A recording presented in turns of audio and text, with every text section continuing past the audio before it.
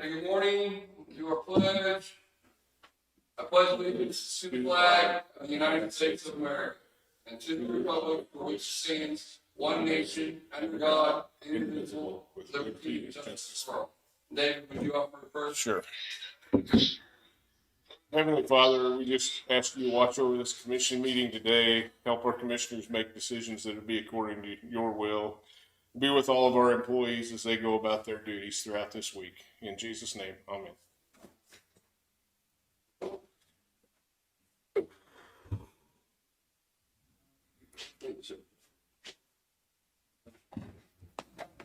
I've reviewed minutes. I make a motion we approve. Second, it's been moved and second. We approve the minutes from last meeting. All in favor? Aye. We've got a few things for you. There's the minutes to be signed. Have the claims run for the week.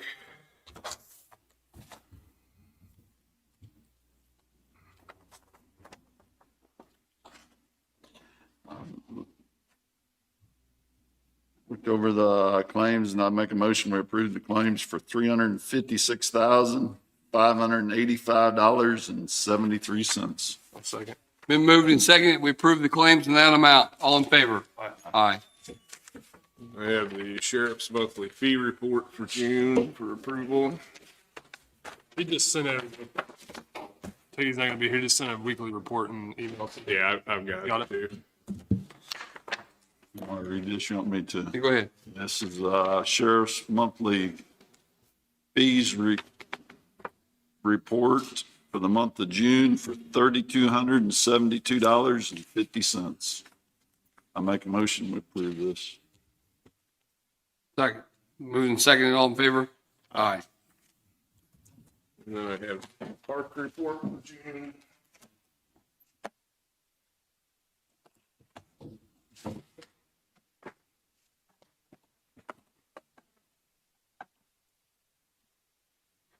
Here's the sheriff's report. He just emailed us. Sheriff's report is, he has 23 prisoners, They did. 15 prisoners in. 8 are farmed out to other places. 159 911 calls, 1,832 jail contacts. Total calls of service 283. And 11 crashes, vehicle crashes this week. Last week, and 19 new cases opened.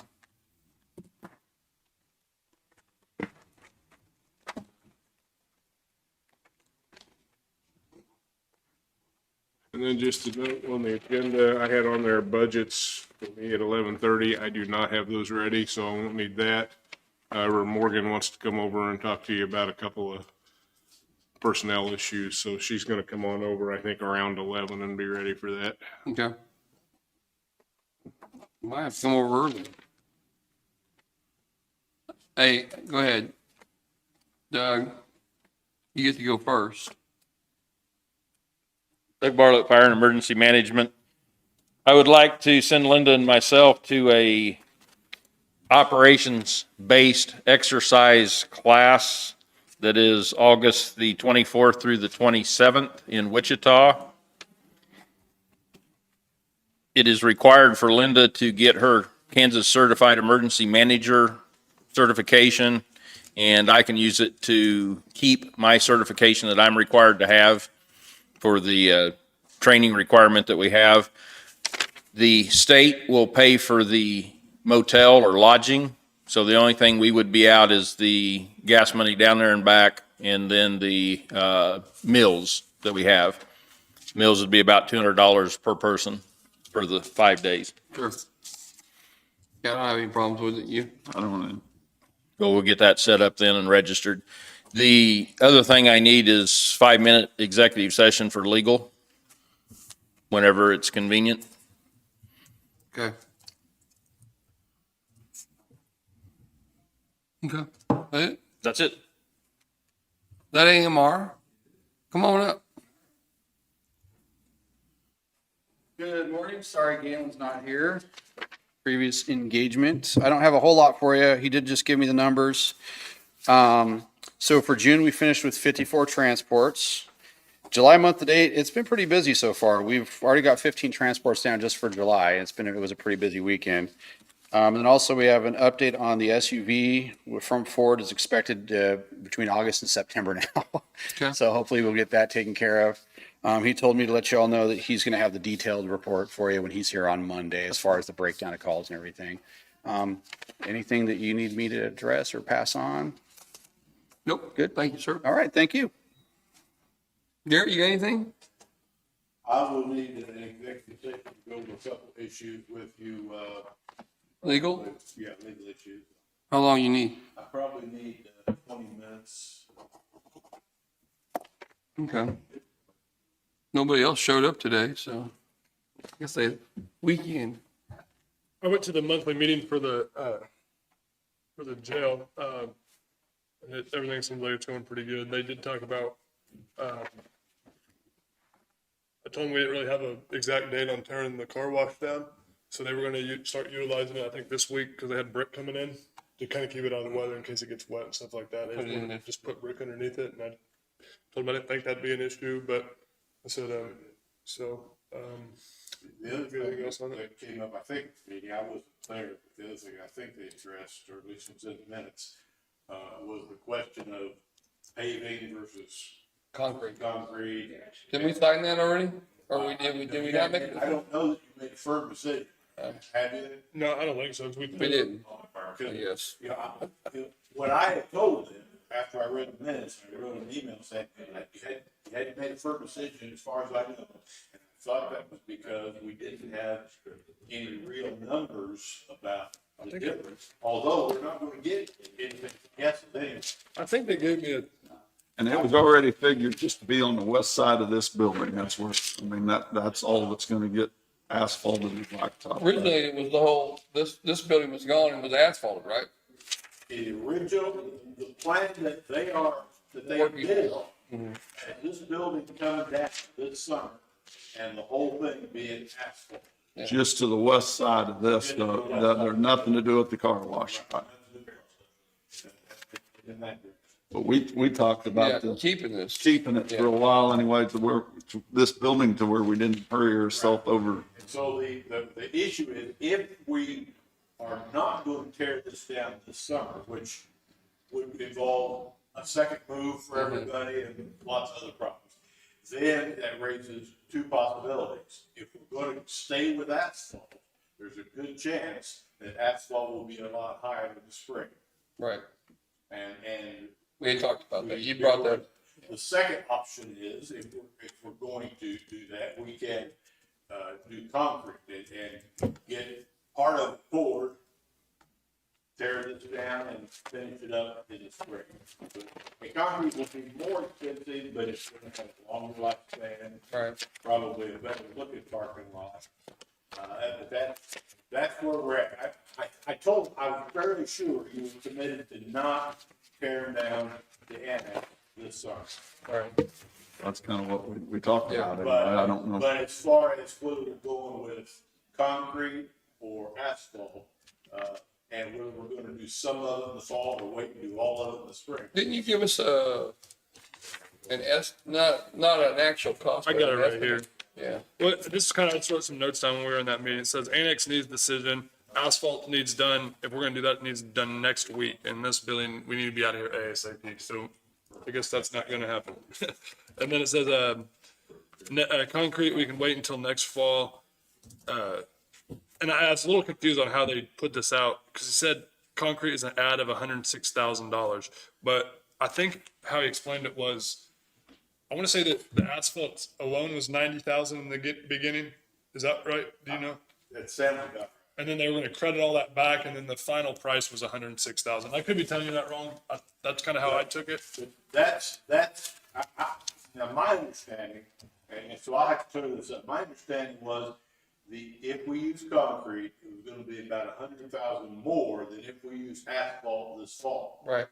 However, if we wait and do the asphalt in the spring, which we're gonna have to do, that will be higher.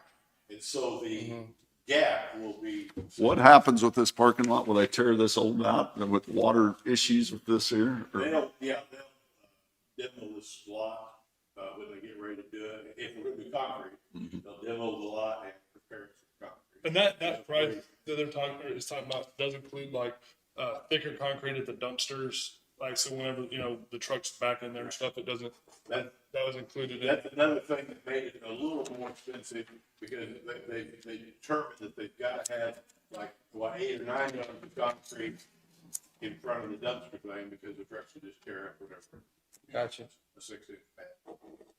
So if you want to commit to going ahead with, number one, not demoing this building until spring, which I felt like. We might not demo it at all if we can't figure out what. And number two, let's hold off on all parking lot stuff this spring. I mean, that's what I think I hear you saying. Let's just wait and we'll do concrete in the spring unless, you change your mind between now and then. You could always do asphalt in the spring. So you're saying the concrete's gonna be 100,000 more than, I thought that's what he thought, it was just the difference between 90,000 and 106,000. 6,000? They said something about a credit of 90,000, I thought, but don't let me confuse it. I know the 106 was some number in there. That could be additional to whatever we're gonna spend on asphalt. But now the gamble is we're gonna have to wait till spring anyway, and asphalt may be even more expensive. So the cost margin between that gap is narrowed way down. Well, not way down. We don't know. It could. We believe. You guys can read this if you want. Well, I sent an email. Oh, didn't you get that? He's on vacation right now, but I sent an email asking because I didn't have, apparently you got some numbers that I didn't have, because, And then that's I wrote down, and I probably should have took better notes, but so that is an issue that, if you're comfortable with me telling him that we're committed to not demoing this building until spring and not doing the parking until spring, I'll tell him. I mean, if Well, if we keep the building, it's gonna cut down dramatically on the parking. I mean, as far as what we're blacktopping, right? Or Yeah. asphalting or Well, I concrete. mean, this building's not that big now compared to the I map. think that ultimately this is gonna have to come down. You're not gonna have any parking free. But that's up to you. Is it a city thing? Huh? Requires it? No. Okay. Well, City ordinance. they were mentioning about the lack of parking because this. So I know we got some diagonal parking over here on this side of the building, and just we'll have a little bit here, but I think it kind of congests everything a little bit. But We tear down Park on everything over Spruce here, Street. though. On that. Yeah, we'll figure that. We gotta figure it out. So if Look at that. we did it, put all of that off to the spring, I think we'll be in a better position than what we want to do.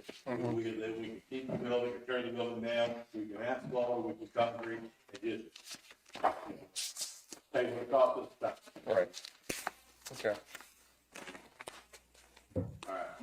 Where are we at on change order 5, Gary? Well, That's something. that's one thing I want to talk to the executive section about first, because it's legal implications, and then we'll come out and talk about it. Okay. All right. You wanna go?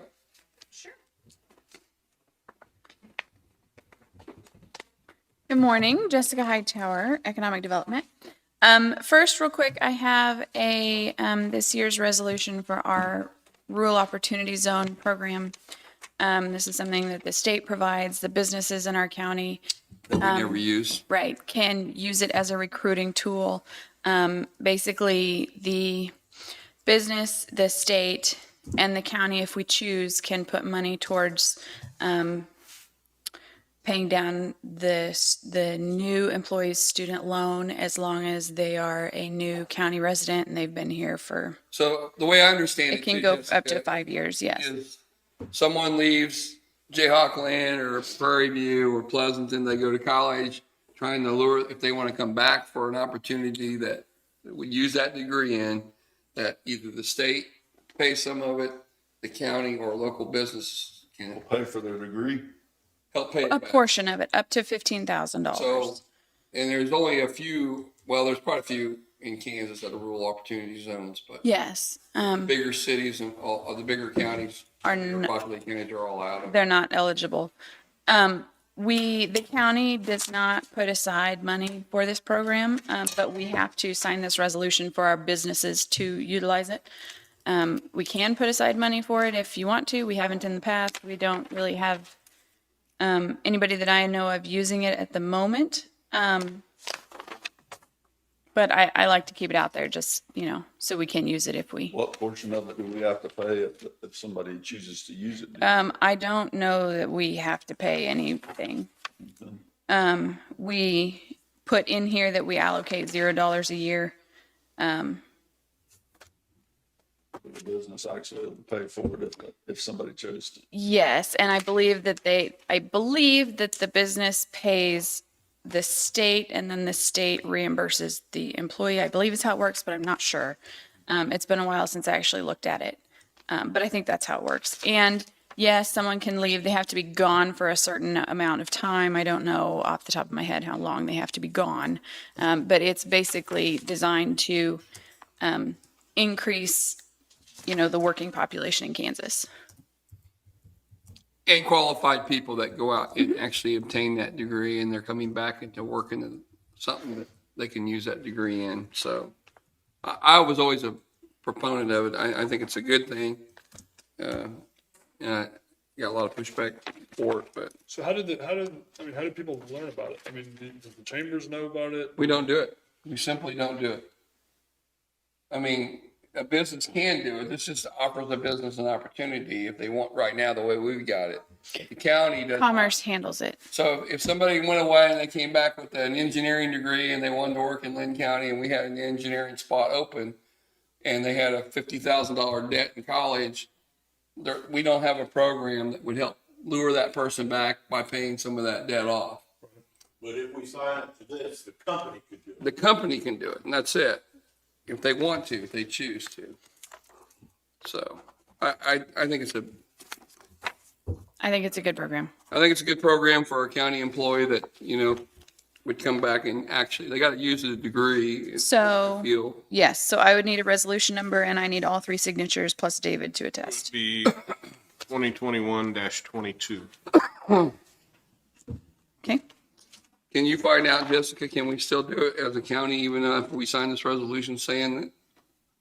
If the commissioners decide, is there a drop dead date on anything each year for the counties to commit to a certain percentage? June 30th.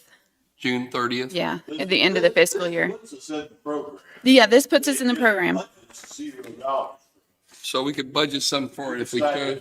Yes, we could. Just I mean, we could change this for 2021, 22 fiscal year. It goes by the state's fiscal year, not ours. So then explain this, sorry. So say there's some kid that wants to go to trade school for whatever trade. Then he goes off to trade school and then that business that he comes back and works for can pay his debt in college? A portion of it. Pays him. Well, no, the employee has to pay the student loans. I believe the money comes back to the student as some sort of tax refund or incentive or something like that. But the money comes back to the employee from the state. The employer pays in as part of the program to the state, and then the state reimburses the employee. The employee has to prove that they've paid their student loans, that they're up to date, all that stuff. They have to prove their residency. And it's just the fact that they can use that as a tool, a business. A recruitment tool, recruitment. yeah. For hiring people. Hey, I'll give you this salary, this is your benefits. One of your benefits is we'll pay off some of your loan, whatever percentage or so much a month or whatever. Okay. So you got a resolution number? Yes. I'll make a motion that we pass the resolution, what's it called? The Rural Opportunity Zone Program. That's my motion. Okay. I'll second it. Moved and seconded, all in favor? Aye. Can you give us some more information so we all have a good decision? And we can maybe fit that in? The budget for, can you do it by next week? Yeah. Yeah, I just send it out to everybody. Not turn that in like that. Well, then keep it That's till next week. Okay. Okay. That's for next year, right? It's for this year. this program goes by the state's fiscal year, not. ours. Okay, and theirs is So when, right October? now- No, it's right now. It's July Right now. through June. Okay. So if we're gonna look at increasing that, do you wanna? I would like to see us do something. What about you? Yeah, well, yeah. What about you? At least look into it next week. So, So do you want me to not turn this in? yeah, don't turn it in until next week. Okay, and I can try to have someone here who could explain. If you can get How them it here by goes. next week. Yeah, 'Cause we I wanna can do- try. We got the budget to do. David's gonna Yeah. twist our arm here pretty hard. Yeah. I'll see if I can get Craig here next week.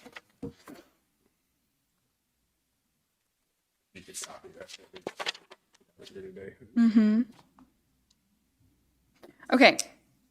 The comprehensive plan, we met via Zoom this week, went over survey results. We had a good mix of our demographics between, education levels and age brackets and income levels and how long people have lived here, that kind of thing. We had a good mix on our survey results. So we were pretty excited about that. We pulled some information out to kind of focus on, and we've got our public meetings scheduled. So they are July 19th. We will be at Prairie View Middle School. July 20th, we will be at Pleasanton High School, July when? 20th. Okay. And July 21st, we'll be at Jayhawk High School. We're meeting in the gyms. The public meeting is from 7 to 8:30. And we are requesting that if you can't be at each one, if you would at least be at the one in your district to help introduce the topic and kind of be available. We're going to, as people come in, we're going to give them all a note card so that they can write down their top 3 ideas about how the conversation should go and turn those in on their way back out. We're going to do that instead of the dot method where we put topics up on boards and have people put their dots. It kind of, doing it on note cards keeps it, it helps with the groupthink thing. And then, I'm looking into creating, I've asked Chris about it, looking into creating an email address specifically for this. If people can't make one of the public meetings, but they still want to have input, then they can just send it to that email address, hopefully, and that would make it a lot easier for me to keep track of. But I haven't heard back from Chris on that yet, so. I'm working on an article or press release to put in the paper. I'm going to put ads in the paper to advertise the public meetings. We'll put it on Facebook. And I'm looking into sending a mailer through the post office. It looks, just looking at their website, it looks pretty complicated. I need to go talk to somebody about it to make sure we do it right. But that's what we're looking at for that. It's just 7 to 8:30 in the evening. Yes.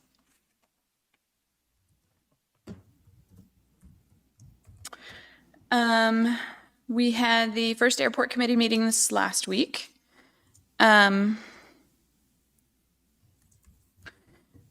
Easley, Ted Van Meter, Gary Troth, Dave Fisher, Sean, and I were all there. It was a good meeting. They had lots of good ideas. We were here for 2 hours. Talked about all kinds of stuff. They give us guidance for operating procedures, what to do when the fuel pump is down, some ideas for signage, things like that. So that was good considering, Sean and I don't really know what to do for when the fuel pump is down and we don't want people coming, trying to get fuel and getting stranded. So, they gave us guidance for that. Sean is working on the company that we got the Pappy lights from. He's working with them to see about what exactly we need to do to get them set and up and running. We discussed a couple of things. Oh, I didn't bring my map in here. So lots 23 and 24 at the airport. Lot 24 has a utility running through the corner of it. And with our easement and the setbacks that are in the covenants, that utility running through that lot basically shaves about half of it off. So it wouldn't really be good for anyone to build on by itself. So the committee, we discussed combining lot 23 with the usable portion of lot 24 and just making that one larger lot and selling it for 30,000 instead of 20. So basically it would be 70 by 105 feet instead of 70 by 70. And that would ensure that we're not building over that utility and we're not having to, if we have to, maintenance it, not having to dig under a building or anything like that. So what do we need for that? Well, if we had, as long as we're all in agreement, and we talked about this before, I don't know if you recall, but if we're all in agreement, when we sell it, or when we make it available, we just we're selling lot 23 and the east so many feet of lot 24. And, As one lot, okay. and then when we do actually sell it, then there'll need to be a boundary line adjustment done. So, because otherwise they can't build on the boundary line. So, but Okay, I would say let's sell it as a lot, a piece of lot. And then once it's sold, then we'll do the boundary. okay. So that piece of the lot that's left, is that them to use, not build on, but can they use it? Or is that gonna be the county's responsibility to keep it mowed or? Well, the piece that of lot 24 that we don't sell. Yeah. Will be like our right. Okay. Okay. So that- They may keep the mode just out of. Yeah. Keeping their lot looking nice. but- Right. But it'll remain county property, it'll be just like the right of way along the road. I need to, I've got one more thing with the airport. I need to grab my map though. I forgot to bring it. I'll be right back.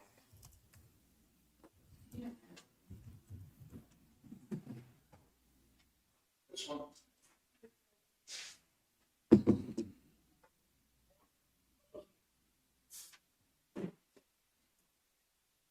Just bring it over here if you guys.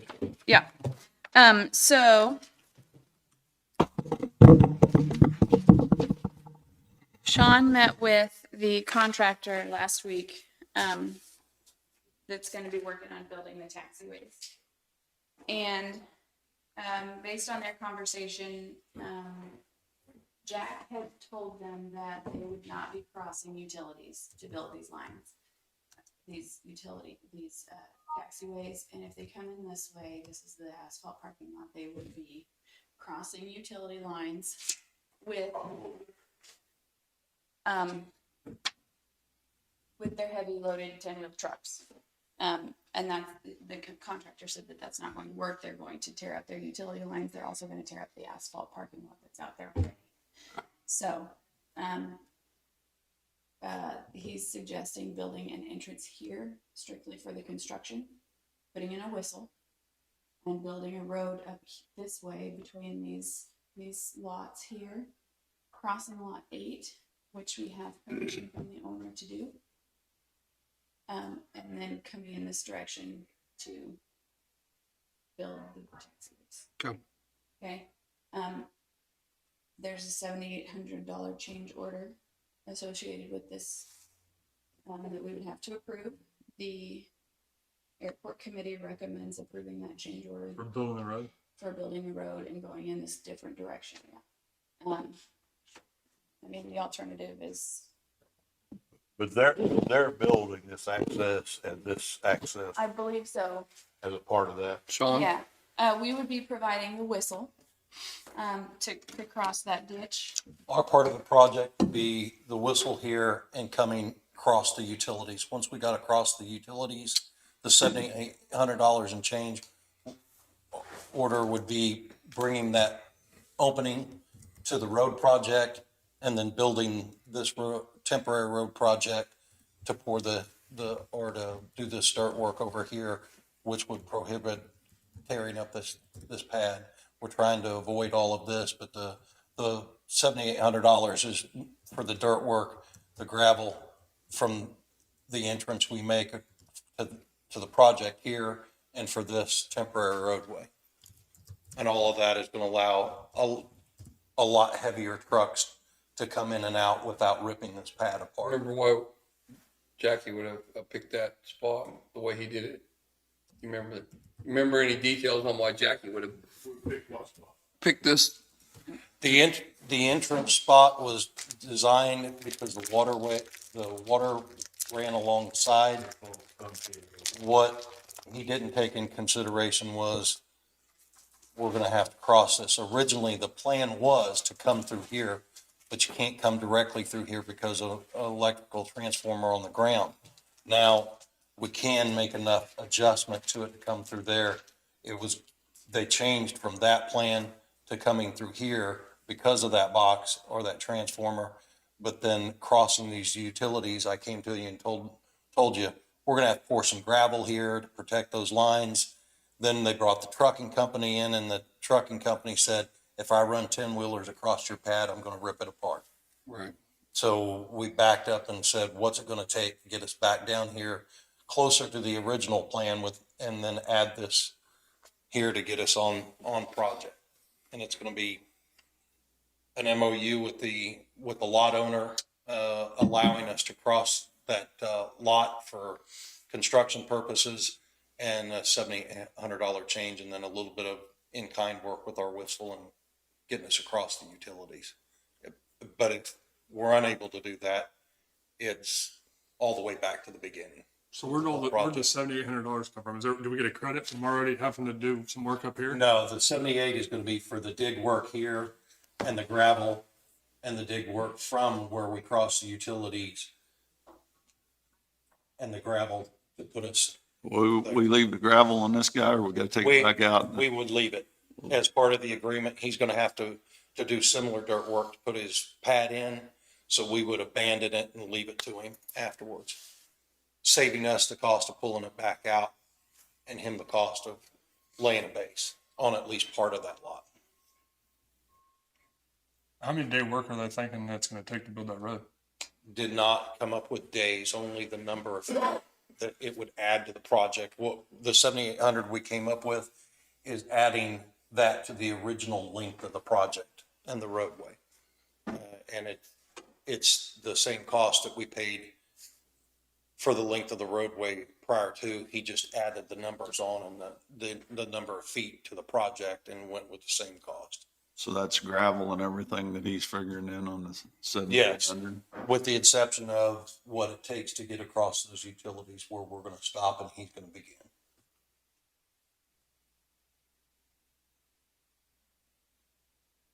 Does that number seem high to you? Quite honestly, I can't answer that because I'm not familiar with the type of dirt work that he's doing. It seems reasonable with the problems that we have run into, and my understanding, and I wasn't part of it, even with this change order, he would be considerably below all of the other bids that were turned in for this project, and I mean considerably under it. So I don't think there's an effort to add to the end cost of the project here more than necessary. Is there anything that we can do as a county to alleviate some of that cost or no? Beyond the whistle? Beyond the whistle, no. No. And quite honestly, with the road projects and the stuff that we're behind on, I know. if we committed to it, we'd slow the project down by not getting to it on time.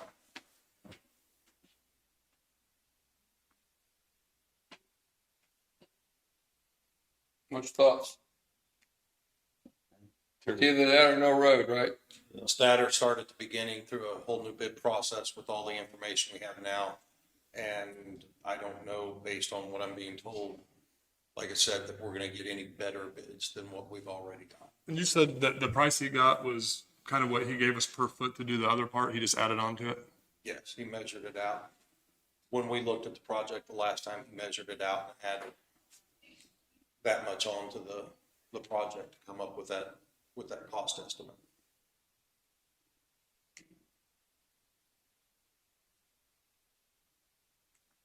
I don't have an issue with it. I mean, if that's what it's gonna take and it's our only option, I mean, I don't wanna slow the project down. And know that, they were considerably lower than, a lot lower than everybody else, so. Still believe if this is our best option or we're gonna delay this project and increase the cost of it eventually. And in speaking to our lot owners, they're excited that we're getting ready to go forward on this. So, I mean, they've honestly been waiting a long time.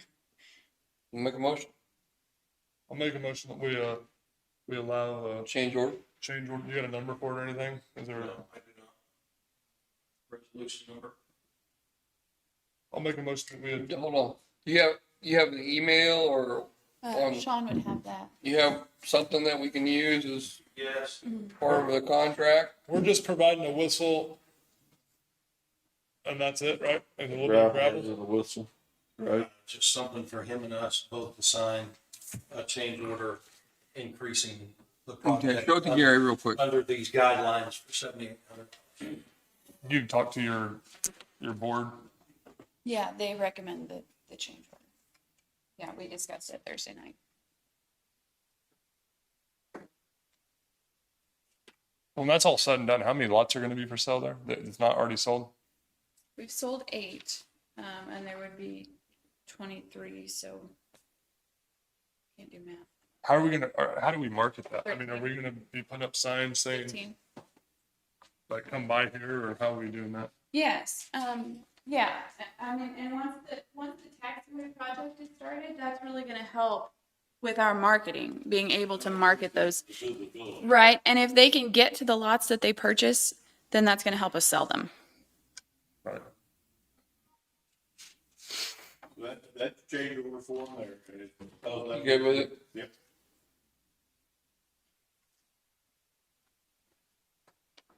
Do we need a resolution number or anything for No, that? you just need to approve Approve it, the to add- change order as written and authorize, the chairman to sign. Make a motion that we, approve the change order, how it's written for $7,800 for the additional work that's taking place at the airport.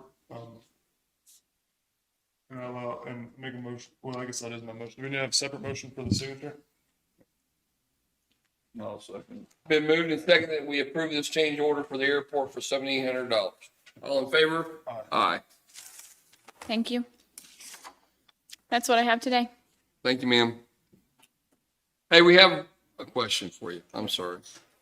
So from your airport committee, someone's called, I think probably called every commissioner, or thought about an airport manager of some type, from not just hiring one full-time, but maybe someone who's already got some small airports to come around and look at that. Has that been looked into by the committee yet? Not yet. That's on the list. Because I understand. We got there may be quite a stuff that list. We honestly don't know as a county that may happen. Absolutely. It put us in jeopardy of being sued. Back to Frank. Yeah, yes. Yeah. Now, what do we do with these lots, the money from these lots? Is it go into a fund or what have we It's done? in, the airport budget is in the general fund, so it just goes into general. But the intent is that that's what's paid for these roads. We held it back. You need to get your license so you can get a plane. I mean, money's on my part. Supposed to sign that, I guess. We've had- Yes, to answer your question, that is on the list. We've had 1 or 2 potential fixed-base operators contact us about. Mhm.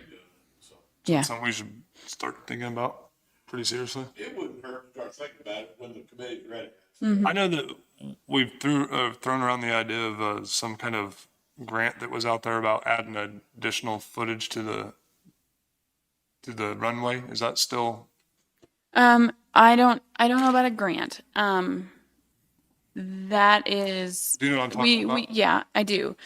We did discuss that. We would have to, get with the property owner north of the airport because we don't own quite enough to extend it the amount that we would need to make that, a good project. I'll bet you, once you get this light project done, I'll bet you if there's interest in it, that KDOT will help fund it. Be interested in it. Yeah. They've been all about it. They have been, yeah. Okay. Thank you, ma'am. Thank you.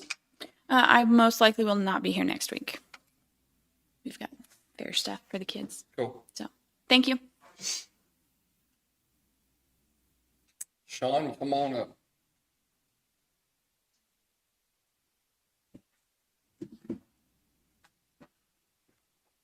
Whole lot. Sean West, the interim public works coordinator.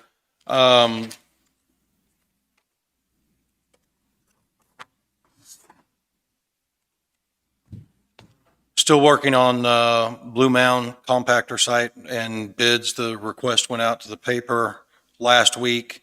And the senior center for bids as well. You're talking about lacing. Yes. Working on getting those complete and trying to get bids in for them. The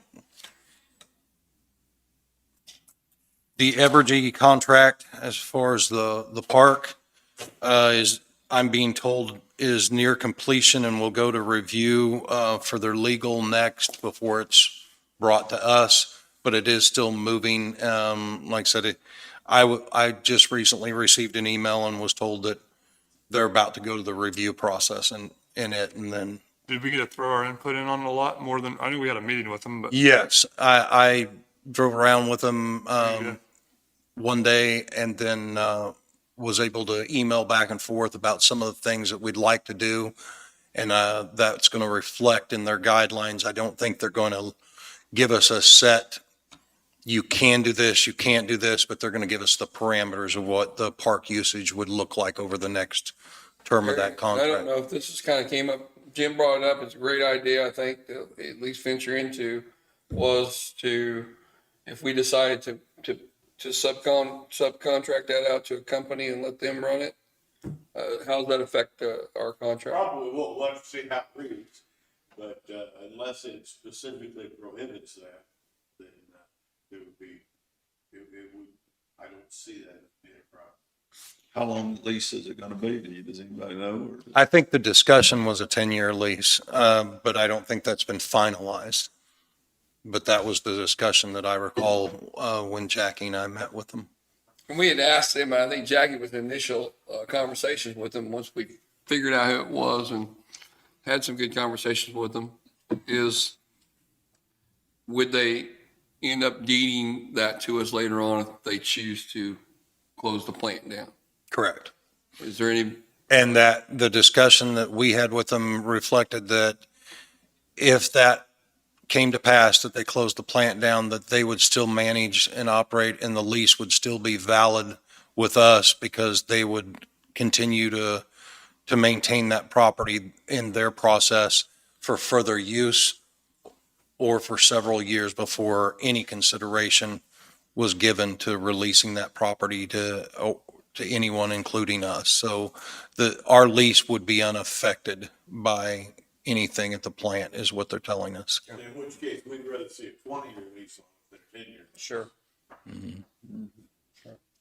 Do we still, while we're talking about the lake, is that, I had somebody contact me and ask me if the splash park or sprinkler park, whatever you call it, was up and running this year? Yes. It is running? To my knowledge, they'd opened it up.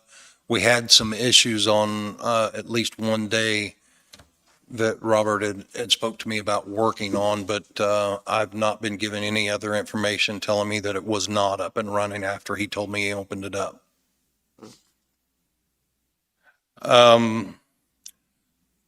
I got with Peppercorn on the Vulcan 31 and Hell's Bend projects. Vulcan 31's on track for the fall for a workup. They can't do what they need to at this point because of foliage. Hell's Bend project was moved over to KDOT on the off-system bridge program because Peppercorn didn't have the area of expertise needed for that project, is what they're telling me. I'm trying to catch up with them and now have the KDOT project numbers and the criteria and the contact for that. So I'm going to have to catch myself up because the notes I were given was that I was going to be uninvolved with either one of those projects, that Peppercorn was going to deal directly with you, but I'm being told from them and from KDOT that's not the case. So there's also money available for, and we participated in a culvert, a box culvert replacement system Yep. project.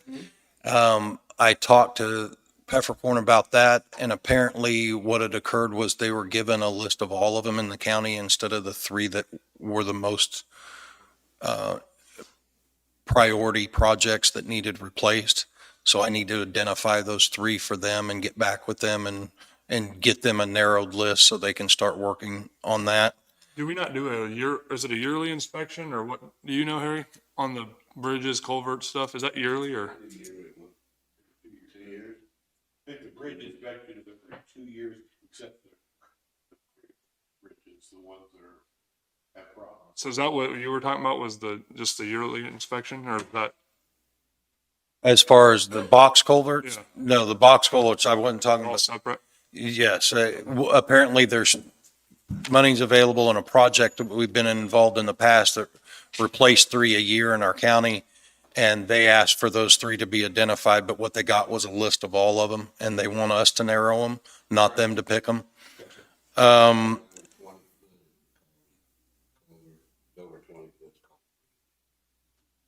Then you'd ask about the Zener project, and I'm currently still trying to make contact with Vic Elam to check on the project and the progress of that project to report back to you. The airport, we looked at some issues that I'm going to get worked out as far as the fuel pump, some minor repairs that are more of an encumbrance for the operators out there, because we're talking about line reels and things that are quite heavy that the equipment needs to work properly. So I'm going to get with them. I did discuss the lighting issues and we're going to have to come up with a system of who checks that lighting. The solar lighting, to my understanding, 4 of those lights were out in our meeting. They identified the issue that not only were the lights out, but we later found out nobody is actually scheduled to check those on a regular basis. So actually the pilots know about these deficiencies before we do. I'm getting with Chris Martin and Jessica and I are going to come up with a plan to actually have somebody check that system on a regular basis so that we're doing a better job of maintaining it. He thinks the repairs out there, that we have plenty of extra materials and supplies on hand, and that the repairs are very minor, so it's not gonna hamper us getting it back up. The main issue is how do we find those when lights go down, an antenna breaks off of the light so it doesn't receive the signal to turn on. How do we identify that before the pilots see it? And to do a better maintenance program out there. The cell construction at the landfill, Hey, go back to the airport. Those hose reel, is it a hose reel that's like on 50 feet of hose? Is that what it is? I don't know how many feet, but yes, it's How are we doing to protect that hose? Because nozzles and hoses get damaged all the time, gas stations. So what are we doing to protect those? when I contact Hoydell, the issue now is the retraction button, from my understanding, has been broke for some time. They prioritized their response to fixing our pump, and the operator or the maintenance operator that was sent down did not get to the retraction reel.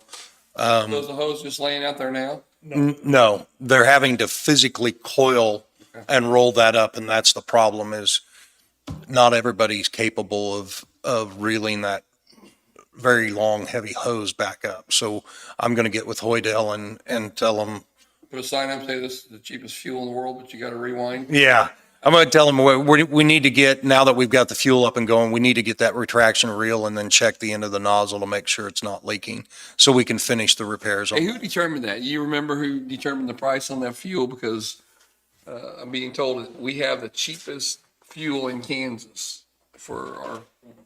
I'm being told the reason why is because we're not governed by the FFA. We're not paying certain taxes on that fuel, and it's cheaper than That we know, FFA. that we're not. That we know that it's cheaper than other In areas. 2 years, find out we owe $100,000, but right now we're. The other issue is we need to identify where all those notices went out about that fuel so we can make sure that all those places that are advertising that fuel are doing it correctly. All you gotta do is get the National Guard to fly up from Nevada. They land about 10 aircraft. You'll be out of fuel in a minute. But yeah. Do Go we ahead. not do, like, so around those lights and stuff, are they supposed to come on right before dusk and right before dawn? Is that right? Do you know? No, Oh, I thought they turned on, they're signal controlled. That's why they've, That's right. yeah, it's a, I could have swore that they came on, I mean, because I live right on that road and they're always on right before dawn. I could have swore they turned on They run 30 a minutes. cycle or something, right? I don't know, but they're not supposed to be on all the time. They just- No, I know that, I thought they were supposed to come on for a period of time right before it got dark and, I can't answer that, whether or not it tests itself as a system, so do we? but you don't have an operator there or someone to identify it if it does turn on, that those lights are damaged and need repair. So do we, I mean, do we go out and mow around each light, kind of mow off each section, or, off a certain distance off that runway? I mean, would that be one way we could? That's the other thing that I don't know. I'm learning more about how we maintenance the FOB, I think it is, the little building, that's out there, and who maintenances and what maintenance schedule and the mowing and stuff that we're trying to identify along What's your with, committee say? Have you guys talked about it in the airport committee? as far as the maintenance, Ideas? we didn't discuss a lot of it other than identify that it needed to be discussed because we need to talk about the maintenance program and identifying the shortcomings such as who's checking those lights and why there's 4 of them out before we knew any of them were out, because we just aren't maintaining that on a regular basis. So Okay, go ahead and switch. cell construction, at the landfill, we're waiting on, it's being pumped out and then the survey, the water's kind of slowed that project down from being finished, but it's still on track. All district, Todd's meeting with environmental restoration. This is the company that worked on the tank in Lacine, the tank that is no longer suitable for our needs. That tank, I'm having it checked or have gained a bid to have the lining of that tank checked for asbestos so we can determine how best to dispose of that tank or how to do it properly. This second tank that Todd is looking at has a similar issue with a residue or tar-like substance on the bottom.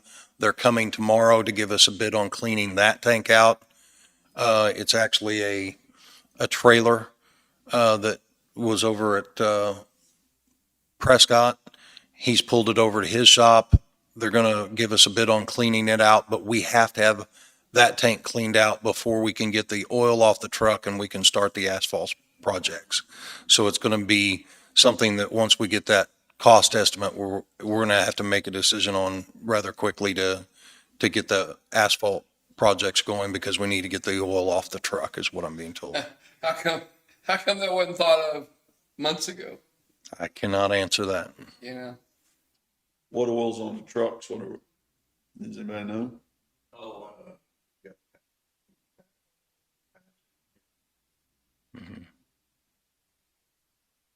They just wanted to do something, resurface. yeah, chip seal. Yeah, we need to change oil to chip and seal, and my understanding is the thought process was Lacine was going to be ready, and now that we know that tank's not suitable, we have to switch gears and look at this other tank that, So what will it be in the same deal with this oil in another tank then, or what? That semi tank that was cleaned out this last time in, you don't know what was that in, don't find it. So you're gonna store it in tackle. Residue or something in the bottom of it. Perry, what would he have done if he had gotten it all out? Where would that have gone?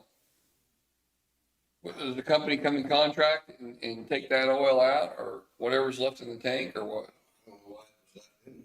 But I'm just saying, at the end, so this is not just something that just came up this year or last year. It's probably happened over a period of time, years. It's got had to be in there for 2 or 3 years, but it's been out here forever. You know, I took it to landfill, it's been down there. Just sitting there with the stuff in it? Okay. So there's never, like, once a year, the company doesn't come up and Okay, all right. What should have happened is they should have sucked it out of there. Right. We should have maintenance that tank before we set it away, is my understanding. Do we have an idea of what we spend in asphalt a year? Like altogether? I do not offhand. More. Well, I mean, what do Let's we- gravel roads. I mean, with everything that we're always dealing with and just things like this, would it just be cheaper to bring a company in yearly and have them during asphalt season? We've tried that. We've done attention to that 2 or 3 times, and each time it's turned out The only thing, unacceptable work and cost too high. 1077, I think worked out one time that they did it on.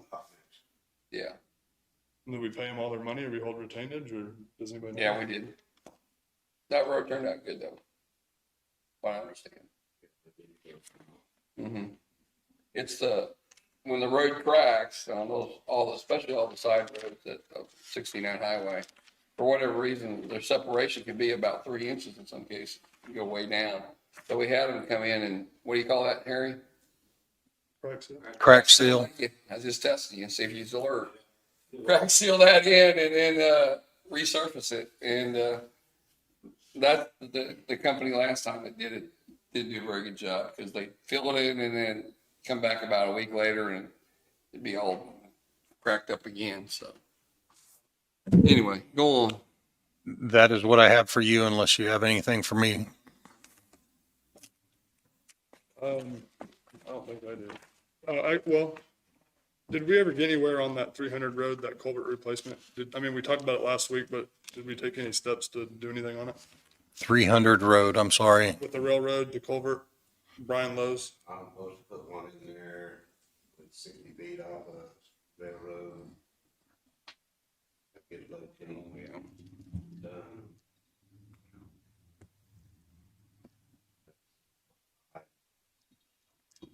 We scheduled it and Harry's starting the process, obviously, but I didn't recognize the address that you I think it's mentioned. 300 road, isn't it? Well, I'll see you after the meeting.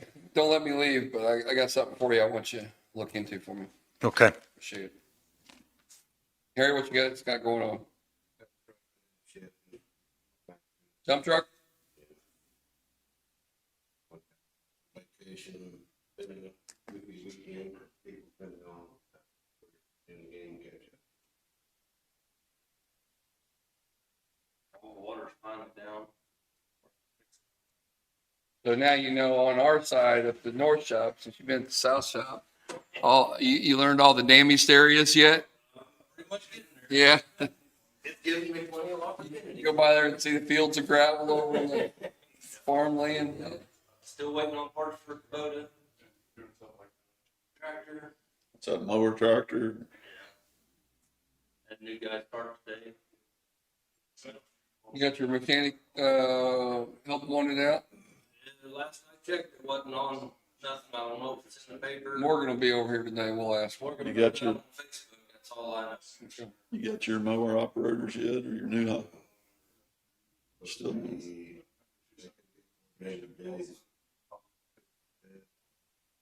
maybe this week.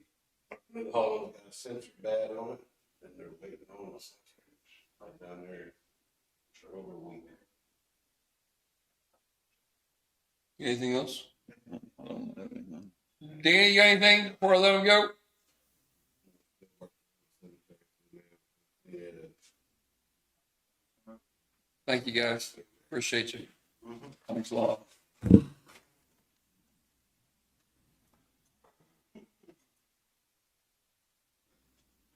Hey, Mike, hang around just a second. I'll be over there in a few minutes. I want to talk to you.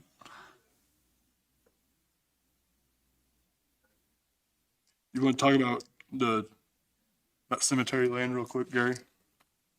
Yeah, we can. Remember the situation over by the landfill where we've got that little piece of ground? 5 points away. Yeah. And, we've got somebody that's interested in buying that, and I just need to know if you guys want to help.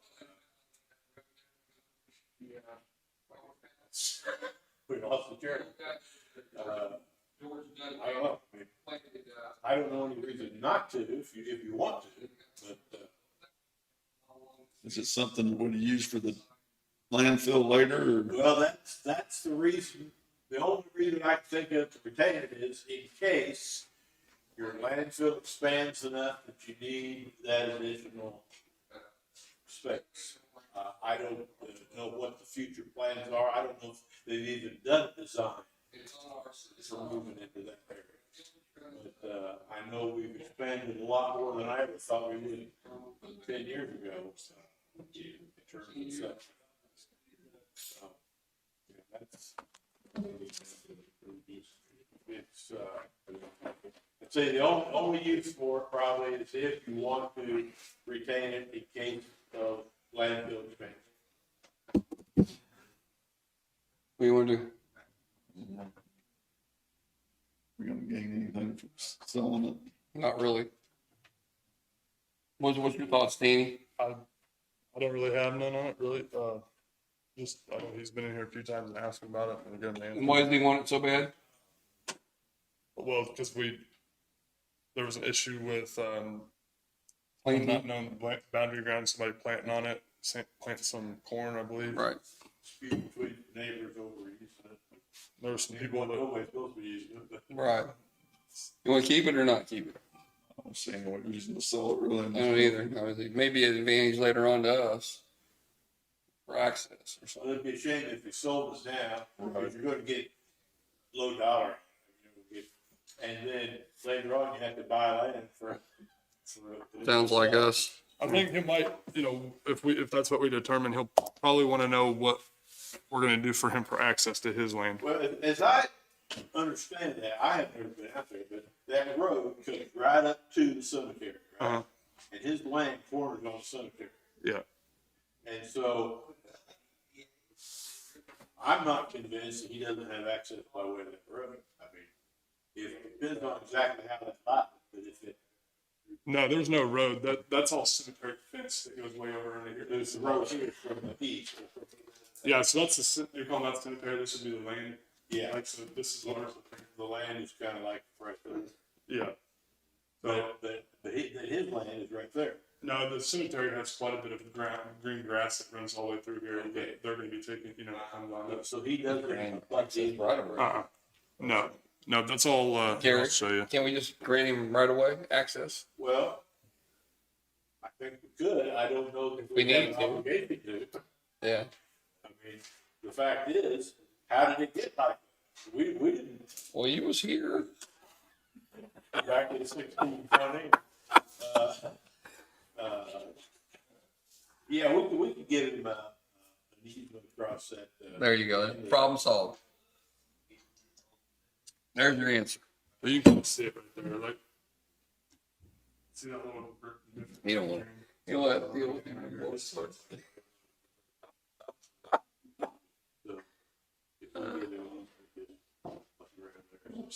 So, You good? We'll figure out a way to get him an easement. All right. Well, good morning, SEK. Come on up. Mental health. Glad to be here. We get nervous when you show up. I think you're gonna lock us up. Well, we get a little nervous ourselves. I'll pass around a copy of I our. don't remember last year you bringing a whole crew out, did you? This must be awful. This is. We need all the support we can get. So this is a copy of our budget response for 2022. No level support. Nathan Foster, Executive Director with Southwest Kansas Mental Health. And today, to explain why we have a little larger crew, I've purposely brought along with me our clinical director, Dr. Doug Wright, with intent to have him introduce to you some of our programming and needs and the like. I think it'd be a good opportunity for you to hear from someone other than just myself. But Dr. Wright, I'll briefly introduce him, as well as, I'll first introduce or remind that we have Job Springer, our Chief Financial Officer. He's traditionally been here with me as well. And Stephanie Nichols has served on our board for how many years now? A few? 3, 4? 3, 4 years. We do have a vacancy by way of Don Profit resigning from the board here this last year, and I referenced that in the letter. So we'll look forward to communicating with you into the near future on who a good replacement appointment might be. The appointment, as you may well know, is made by you all. And yet we traditionally may recommend someone to you, or if you would have inclination to recommend someone to us, we welcome that. How do you base that? The recommendation? Really just based on community feedback, and the intent for that governing board member is that they are, by design, a member of the board to help oversee and govern that which we do, but serve as a listening ear and a voice for the community. Is there any profession that you would prefer, or does it really matter that maybe they come from a nursing background or? Excellent question. To take that into consideration, Stephanie works in the school system, and so we may have that base covered, if you will. But we don't necessarily need it to be or desire it to be an individual from any one profession or another, but it is nice to have a mix of perspective. And so we welcome any feedback in that regard. So keep that in mind. We need to have you guys got some ideas of people? Yes, we do have one person we may want to follow up with you on. All right. I can talk about that with you later. Okay. That'd be okay. So I'll turn, Doug Wright, let me first introduce Doug. He has worked for the center since 2000, came to us as a newly graduated PhD psychologist. I think he came to us on a 3-year plan, as he describes, with the intent to experience life here in southeast Kansas and move on to greener pastures. What he discovered is that the pastures are quite nice and green right here. Therefore, he's stuck with us these 21 years. Within his, he first began as a therapist, outpatient therapist. We quickly tuned into his leadership skill set. He was then promoted to oversee our crisis services, and then thereafter was promoted to oversee our clinical services, and now serves also as our operating officer for the center at large. So I'll just turn some time over to Doug. So as you can see, he just wanted out of talking while he brought the crew, right? So Nathan gave a little bit of my background. I am originally from Kansas, just northwest Kansas, Bird City, small little town. So it was pretty easy to make a choice to stay in Kansas.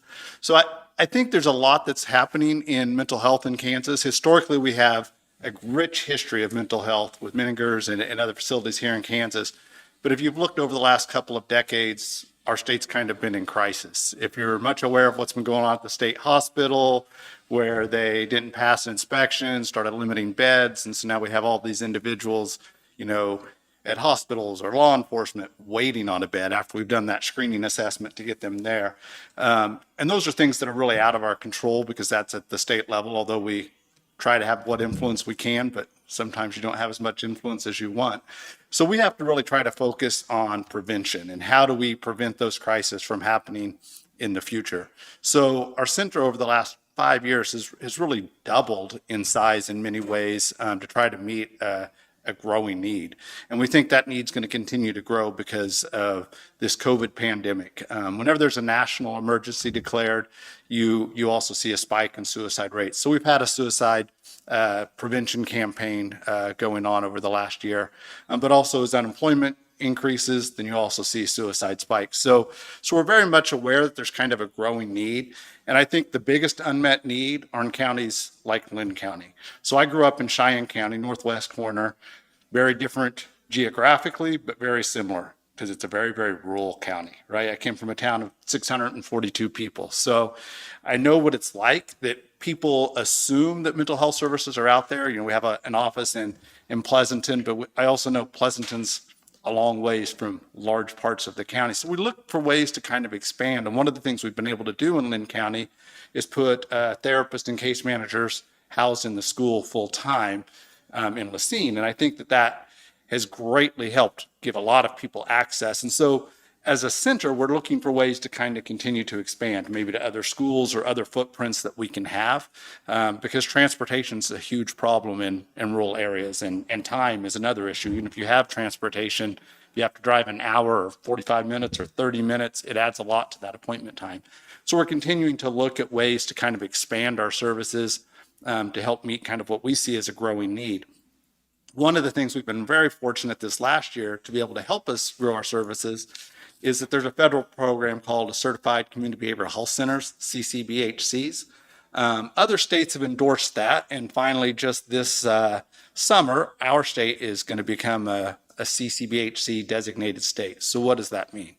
Well, what it means is that there's a different pay rate for centers that can bill against Medicaid, so it's going to change how we bill, and it'll be a little bit more cost-based than our current system, so that will help infuse some money. Prior to our state endorsing it, there was a SAMHSA federal grant application where centers, mental health centers across Kansas could apply to help us meet the criteria, because they have increased access criteria, expansion of services for like medication-assisted treatment, things like that. So we were one of 6 mental health centers in the state that were awarded. I think pretty much all 26 mental health centers applied. There may have been 1 or 2 that didn't. So we're kind of ahead of the curve on that. I think it's important. It's allowed us to increase our services. We now have some patient navigators, which help people not only access our services, but access services for healthcare and other needs that they may have, because we really got to have that broad base of sort of treatment and approach. We've added case managers, and we're also adding advanced practice therapists. If you're not familiar with the mental health world, you have your master's level clinician, and then they can get experience and supervision and get an advanced practice. The main benefit to that is it allows them to bill Medicare. One of the biggest growing areas of concern in rural Kansas is an aging population, and we have more individuals over the age of 65 probably in need of services. And I think it's often an overlooked one, and I think it's one that you have to sort of build a service that people will actually utilize. You know, in Kansas, we're kind of a pull yourself up by your bootstrap type of people, and we often don't seek those services, particularly for people my age and older. They don't seek those services, so we have to reach out to them. And I think it's really important because it's also the fastest growing suicide rate, not only in the nation, but in Kansas, as people over the age of 65.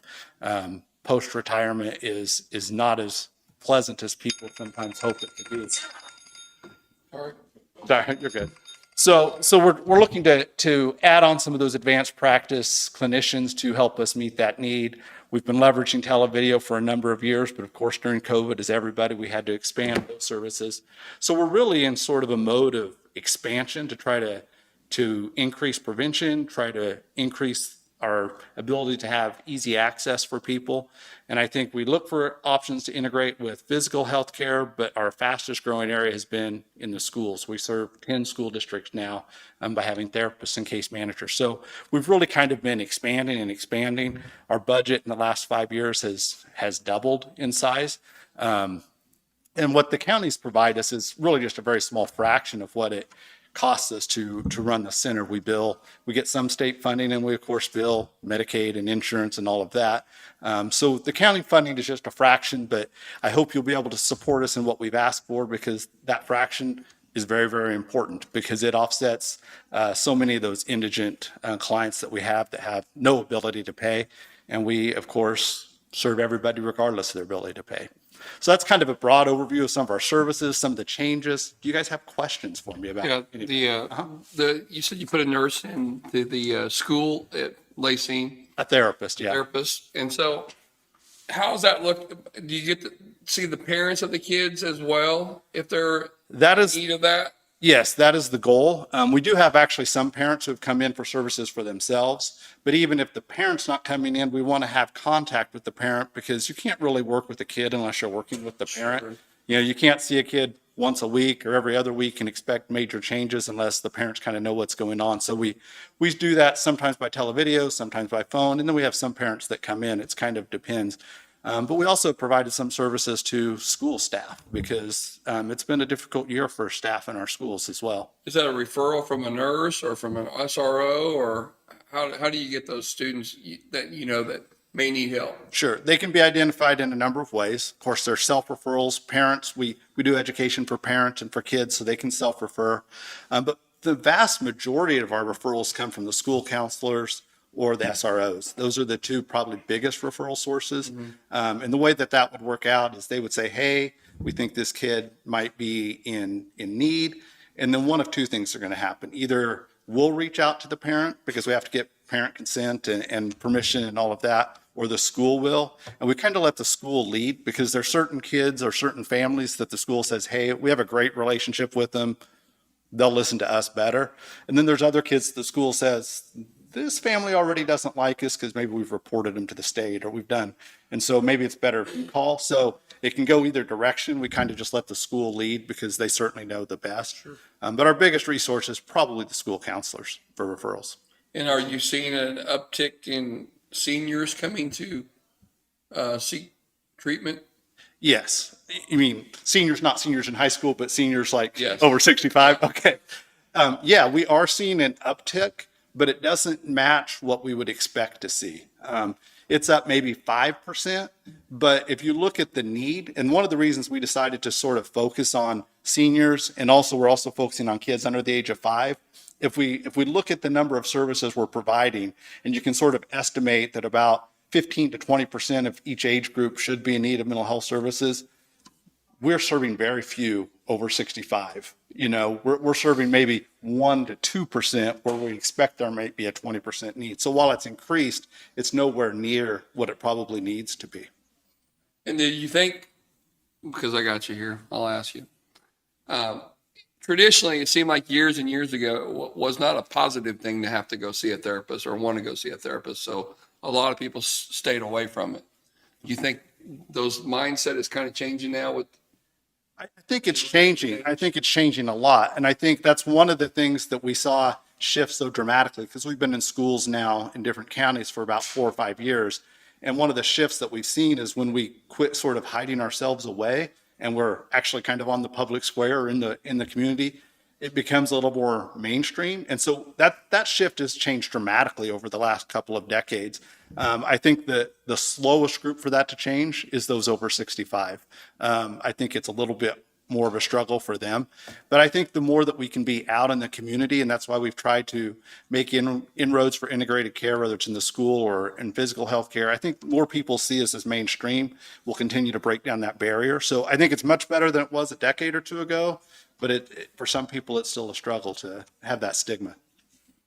Anything? I don't. How's your involvement with the districts? How did you get involved with Prairie View versus the other two? I mean, what, is it something the district takes on? Yeah, the districts reach out to us. So we had a pilot project in Humboldt. Their school had written a grant that wasn't successful maybe 5 or 6 years ago. And then we partnered with them on a grant to first put a therapist in.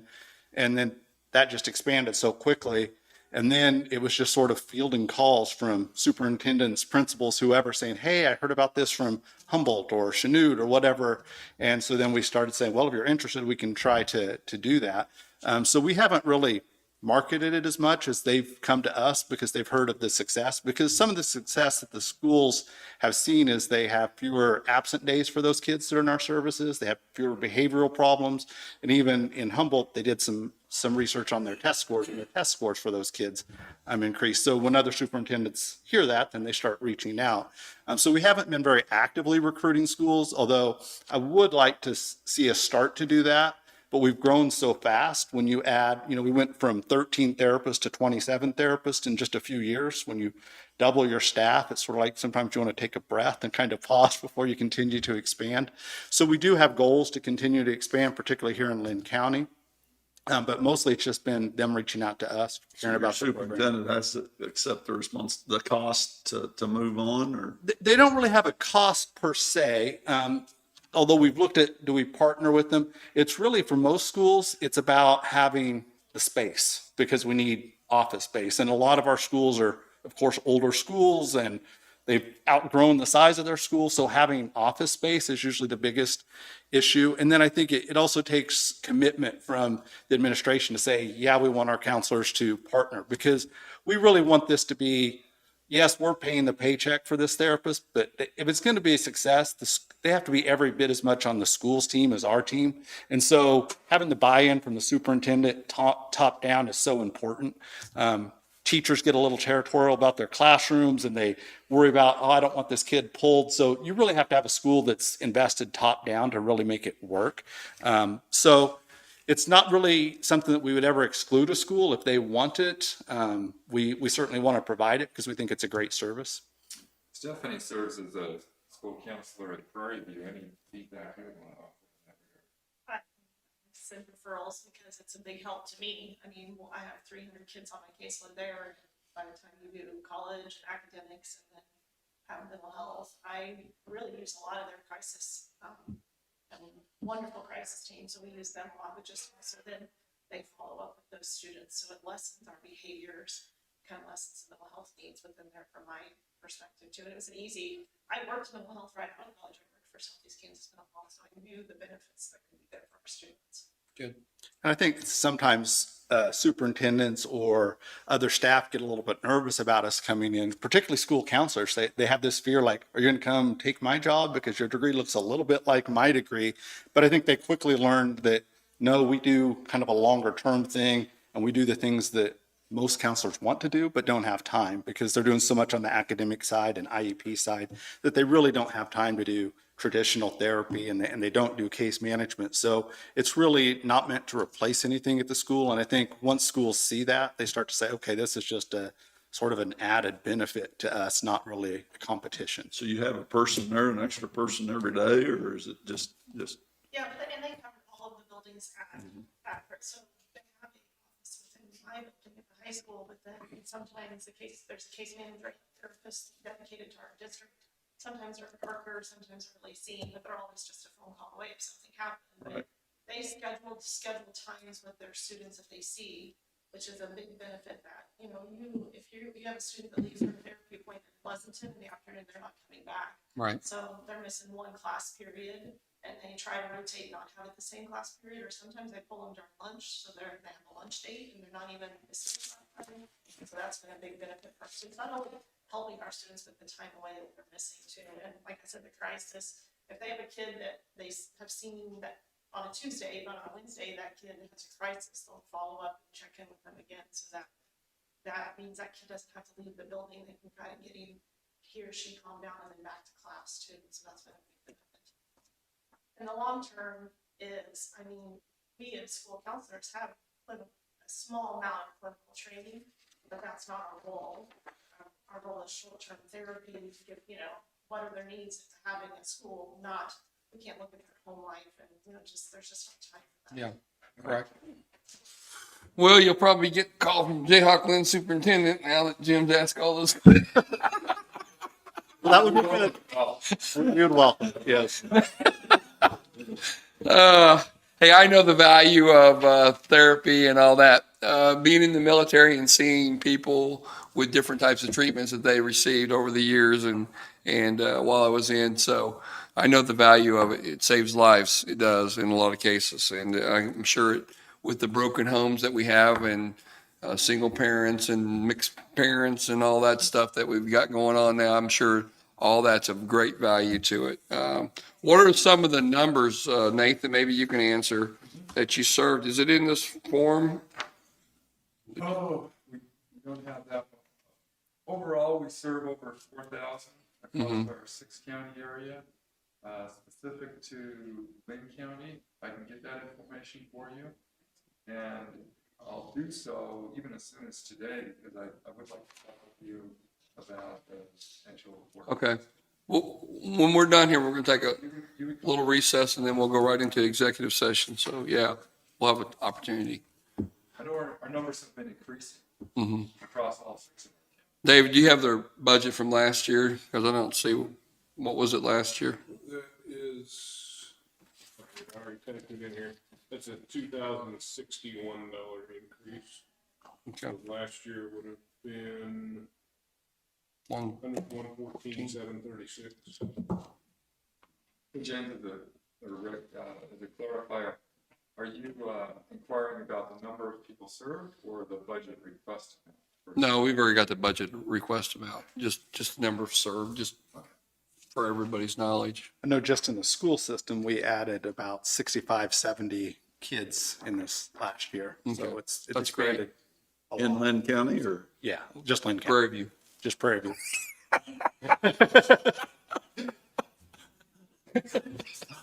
Hey, you got anything? I don't know. So, anybody got anything on the budget? No, I don't know. Okay.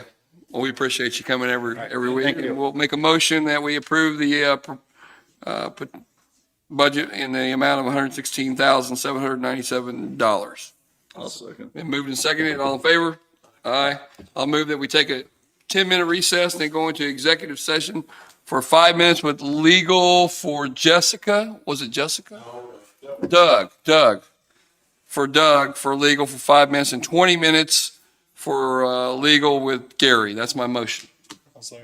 Moved and seconded. All in favor? All right, thanks. Do you guys need a commissioner to sit in on these board meetings or anything like that? God, I hope not. Where do you guys have those? Stephanie. Let me, You been at the. let me first inquire. Form. I just made a confession. Yeah, that's my wife, yeah. Okay. She in fact is the individual. Okay. Here's the background. Okay.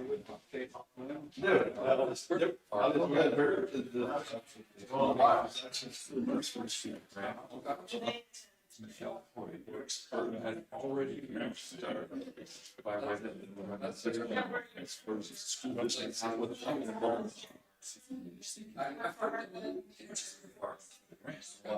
she Stephanie's talked about his skills, a lot of a lot of things.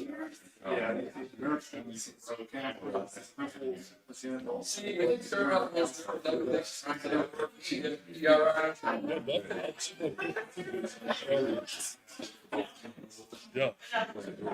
Actually, I think I've heard her talk about, I think Kim Hartman might have. I think I remember somebody talk, and I just got, it's just kind of, you know, I don't know if that's what it's for, but yeah. So that's what I'm doing. Have you got a hold of her? That, she's my wife, so. I have not personally spoken to Michelle Floyd. Okay, she has that. Michelle Alice.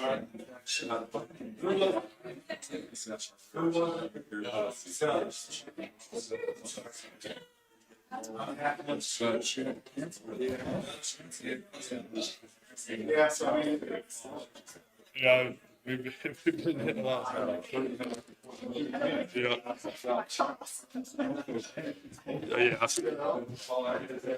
Yeah.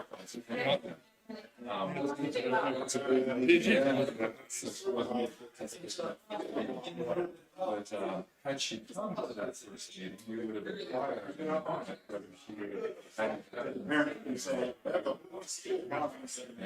and take that question. I will, yeah. Discuss this with the other industries. Is she aware that you guys are when the next meeting is?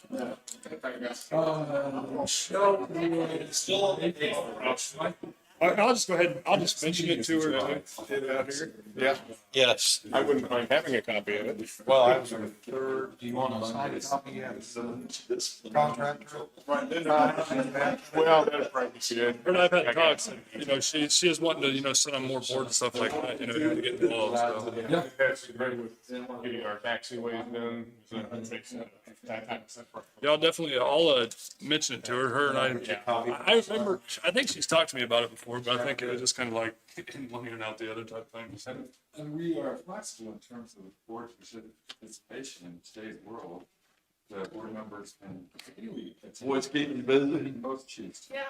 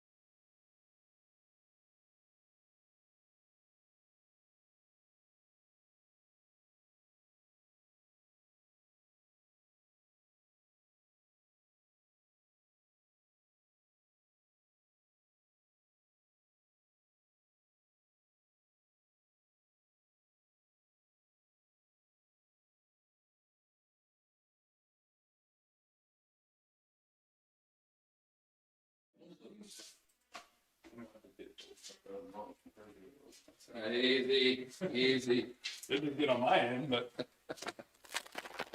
Here's what your sign guy is gonna do. I asked for a printout. I've never seen it.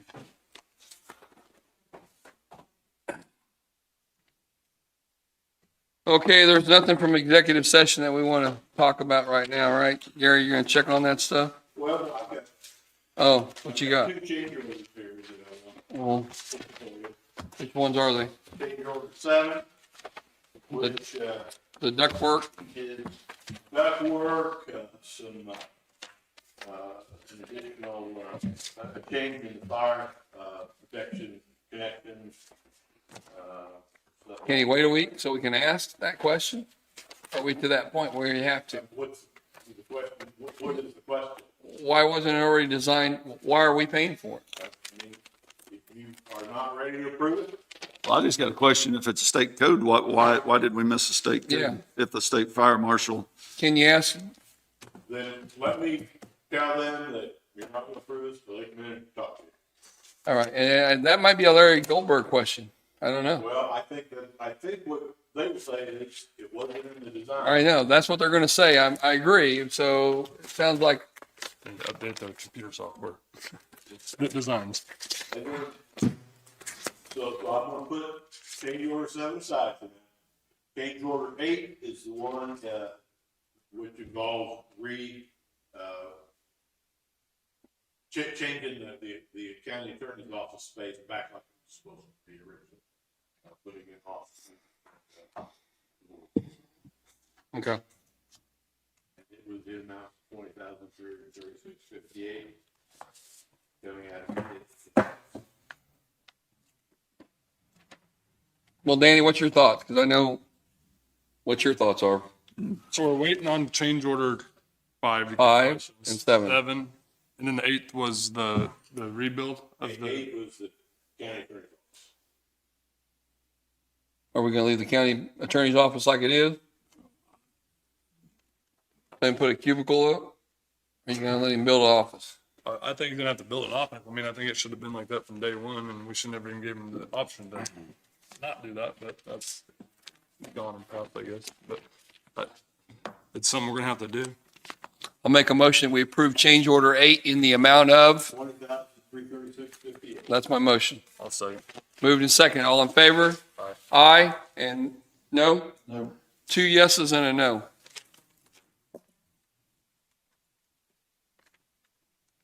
One place to sign there, Rick, right above where I printed it.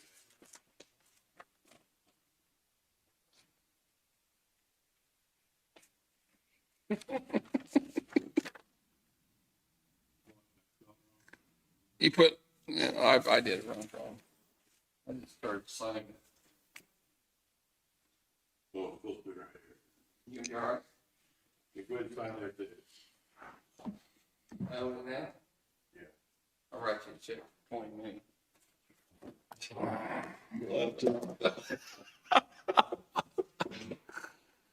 All right.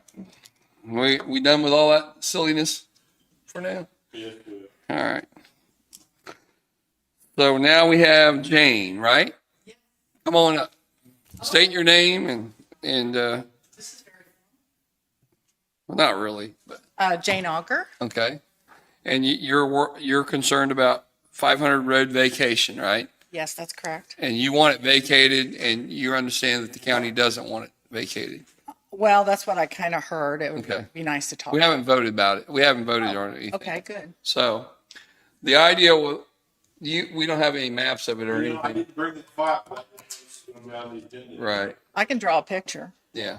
I'm familiar with it, Johnny. Okay. Just what concerns me is if people want to come from the west and on that corner to make the corner to come back south, it makes that kind of a bad deal on 31 Iowa. If we shut down 500 in front of your house, you know, where you're coming up to the curve and you have to take a right, slow down to take a right to come back south down, what road is that? So coming back south to Lee Road, are you talking about Lee Road? Yep. Okay. So your concern is really 52 onto 500 Road on the west side? Yeah, that not now you can shoot right across there, but if you gotta come back to come to Lee Road, because you're wanting to shut it down in front of your house, right? Right, that's why there's another exit off of Lee Road onto 52 that's a much safer turning. You got the same problem though, you're going up Lee Road to the north and want to go back this direction. Is that north direction? What direction? You want me to draw? Sure, go ahead. I'm not very good, but we can do Pictionary. This one here? Yeah, that'd probably be better. Okay, so this is 52, right? And this kind of shoots off here to Lee Road. And then down here it shoots off into 500 Road. It's here, correct? Right. So your concern is here? No, mine's clear on down to Lee Road. If you was, have to go down there and take it right to go south on Lee Road, it's just kind of on a blind corner. I mean, you know, where people would be coming up, you'd have to slow down. Well, you have to slow down and make a turn in and hit right, whichever way you're coming. This one visually is easier to turn, whether you're coming south or turning off of here. Your visual is a long ways. But coming from the west is like right off of your Right partner. here. Yeah, And you're if you gonna come turn there and here. you slow down, it just, no, to Then the, people, I mean, I tell you, this, I come in here all the time and I slow down, turn my blinker on way up here or way down here, and people still come up behind me. So either way, it's pretty equal as far as, you know, it's dependent on the driver. You still have to slow down and turn on a blinker. So I have gone out and looked at this road. I mean, Oh, sure, go ahead. does this, your house is right down here, right? Does this actually go to the south here? No, it kind of straight, It kind of straight curves on. off here. It just kind of curves off here. It's a stop sign here, and it curves and go on. Okay, so it really looks more like that. Well, not, well, okay. I mean, It's right there, Gary. Well, and when you come down here, yeah, see, the map shows it, yeah, there we go. and when you come down here and hit Lee Road, you tee off of this thing and have to make a real sharp turn here. So how are you gonna get to your house if we close 500 road? You're well, I can still go off the freeway here. So here's one closer from your house to here. Yeah. Isn't there a house right there down here at the very bottom Here, or somewhere in there? yeah, there's right one. here, there's a house here. Yes. And they come in this way. There's some other houses. There's three other houses down close to the border. And Jane, what's your biggest concern? Why you want that done? Well, let me just tell you a little history about me. I don't know you guys, you don't know me. But this property has been in our family since 1886. I'm the 5th generation owner. And when 52 first came in, I don't know if y'all know, but it used to turn west at the water tower. Okay. So then when it came down through here, it took out 7 acres of the property. The 500 road used to extend clear out to 31. And they cut it. To Lee Road. And this is the only little section that's left. Okay. I'm the only one on this road. There's no utilities that run on this road. There's, I would like to maintain this road. And also I'd like to be able to move cattle from the north and the south pastures easier than I do today. Okay. So that's my concern. Okay. Fair enough. You know, to me, you know, I travel this all the time. The only people coming here are going to Lee Road. They're not coming to mine. Right. And they could just go up here and go down to Lee Road. How much traffic is on that road though? I don't know if you've done any kind of traffic. We can. I mean, I watched them. That's what I was gonna say. I watched to see where and they usually just come down here and turn. Yeah, but I mean, is it continuous throughout the day? It's just once an hour or something like that? It's not very many. Maybe 2 people a day. It's not heavily traveled. And this way, they usually come out with, I've seen a semi come up here. I've seen all kind of farming equipment come up this way. Mm-hmm. This here is being that cul-de-sac's got a big hole in it. It's had a hole in it for more than 20 years. Nobody cares to fix it. I've been more concerned about somebody falling off the road. Okay. Have you thought about the fact that if we close the road just on east of your house. Down here? Oh, here. This one? No, 500. Down on 500 Road, This- there, You yeah. want to go 500 Road from Lee Road to just east of your house, right? Okay, then what's the, I mean, people are gonna turn off, people are still gonna turn off there. Yeah, turn around your driveway. And turn around your driveway and go back. I mean, Well, I guess that's true until they learn. I mean, I'm sure it's not out of town people. It's more people that know that this road down here is now closed, right? well, it's not gonna be, it's gonna be closed up. It's going to be closed here at 52. No, well, you said you wanted to close it just past your house. Well, I'm assuming this whole thing would be closed to public. And I would start maintaining the road. I could shut it off and move my cattle across the road. Okay, well, I'm still not clear about, So you're saying you want to close it off the 52 highway and make that a drive direct, I mean, just clear, Yeah, this to me, to be with kind of, just it would be close. kind of see, I closed know to what the you told me public. just a minute ago. Pardon? You said you didn't want to close that entrance. You said you wanted to close it. You want access off the 52 to get to your house? One way or the other. I would. Okay, no, I'm just asking. Yeah, So I I'll have to get the house somehow. Okay, so, And to me, I could come in here or I could come in here. okay, so what part do you really want shut? Just draw a line from there to there. Okay, that's what you would like to see. I would like to take ownership, well, yes, ownership of it, maintain it, you know, Okay. people still drive on it. Okay. Well, no. I wouldn't do that. I mean, If we close. we're gonna close it. Okay, so if you close it, what do you do to close We'll it? probably put a barrier up there at that end or take the culvert out or something up there at the other end. Off of Lee Road. Yeah, I would rather take this out because it's bad in here. okay. And then I Alright. can still come in this way. I'd like to go put my eyes on it just because I, Think we'll all drive out there and look at it, okay? Come on out. And, we haven't made the decision. And there was a good rumor out that we weren't going to do it, but I'm glad you came in and talked about it. And, if anybody's got anything to add to it, go ahead. I just want to take a look at it and kind of see. Yeah, and I would think whatever budget dollars is used to maintain that road, they can use it elsewhere. You know, it's, you know, every time they grade it, I have trouble. What if we don't close it? What can we do to help you? I mean, what we're doing to help it satisfy you more as far as the upkeep of it? What are we doing? Are we doing something that you don't like the way it's been maintained or? Well, yeah, there's several things. I like to keep this road mowed, and every time they grade it, they put the gravel, how they grade stuff. They put gravel right there. I can't mow it. You might ask for something you didn't want to hear. Go ahead. I'm asking. No. That's the main thing, right? That's it? And they dig it up to where they're just moving dirt sometimes. Right. Then they started chopping the trees down with the lovely lawnmower. I'm an arborist kind of person. I don't want the trees killed when they're reaching over into my pasture to take a tree out that's in 100 years is not going to reach the road. Right. You know, Okay. that's wrong. I mean, you're killing a live thing that is not even in the road. And I've talked to people before, if you want those trees trimmed back, please let me trim them. I'll trim them. And I even moved the fence back 12 foot when I put in new fencing so we could leave the trees. Gotcha. Yeah. So, So now we know a lot more about it. yeah, and just being able to move cattle would be so nice to open it up, let them run back and forth. Sure. And then I could utilize, I can utilize through over here if I can open this up. So, We can probably have an answer next week, can we? Gary, any legal stuff? Any legal? We gotta advertise it?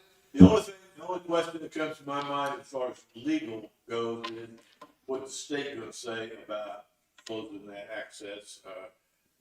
What kind of steps do we have to go through to close the access? Access off of the highway is what you're saying. We'll probably- so this here, close this. No. Just asking the state.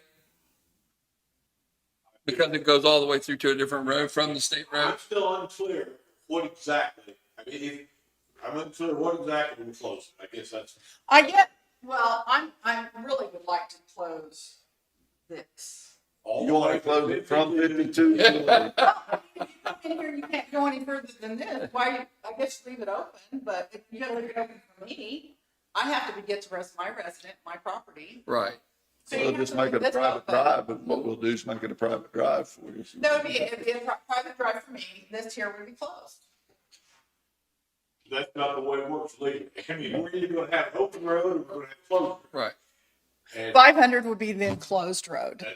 and so what I think I hear you say is you'd like to 500 closed all the way from 52 to Lee Road. Yes. And then as to what you do in terms of using part of this as a private drive, that'd be your business. Yeah, I could do the whole thing as a private drive.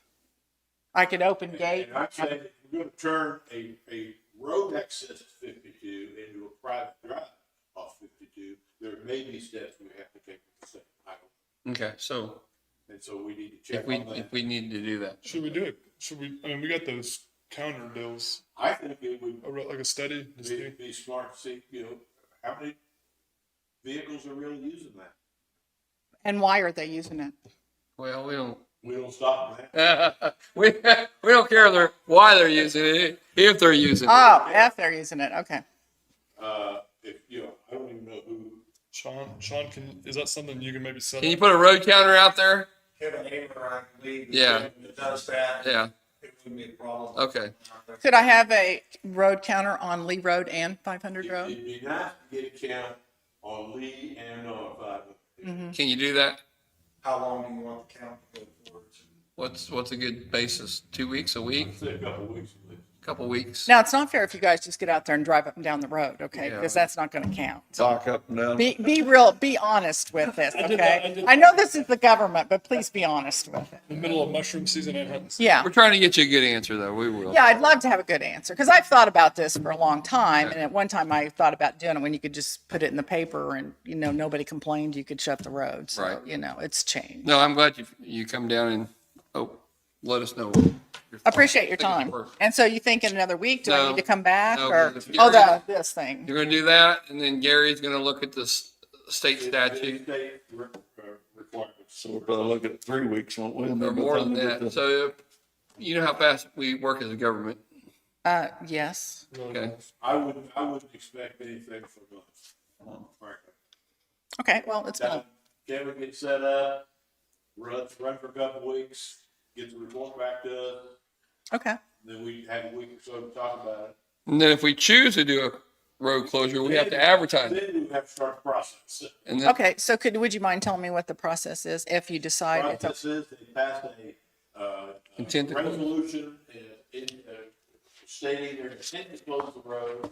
They publish it, they set a public hearing, they have the public hearing, and then, after that, then they pass a resolution either closing the road or they don't do it. okay. is that something I can be involved in? Yes, You'll let me know Oh, yeah. what's Oh, yeah. happening? Okay, you will be notified by mail, right? There'll be, everybody along the road gets a mail notification. Be a certified letter coming from my office of notice. on 500 Road or Lee Road? Is it within, Certain feet, It's all property owners that adjoin the portion of the road being closed, which would be you. That's it. I'm the only one then. Okay. I was going to say, I don't think there's any. certified letter from me? Oh, okay. Great. Okay. I'm looking forward to that. You don't, certified cost you, the government it costs you. You want to just, I have a choice. That's what the law is. and can I ask what address that comes through, whatever I pay my taxes under? It doesn't come. Okay. All right. Yeah, because I don't take mail there at the house. I take it. Look, It should be in Overland Park.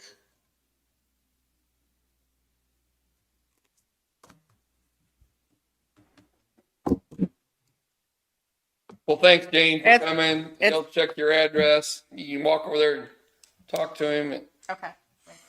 Appreciate it. Sean, no, thank you. Yeah, that's it. We've got an application, need to hire a seasonal tractor mower operator, Daniel Gaston. And we're looking at 10.05 an hour. Okay, where's he working at? Is he here or up there? Mountain City? Okay, I'll make a motion that we hire that individual at 10:05 an hour. Correct. That's my motion. I'll second it. Moved and seconded, all in favor? Aye.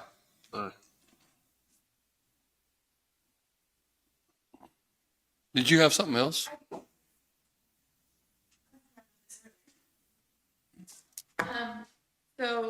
Regional Planning Commission came last week, talked about this grant that I would like to be a part of. I need permission to sign the memorandum of understanding with Regional Planning Commission that we are going to be part of the grant, a spoke.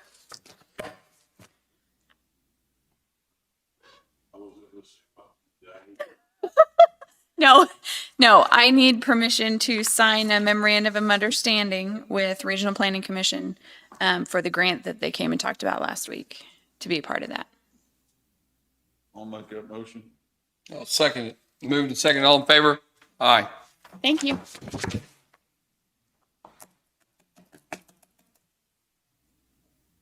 Morgan?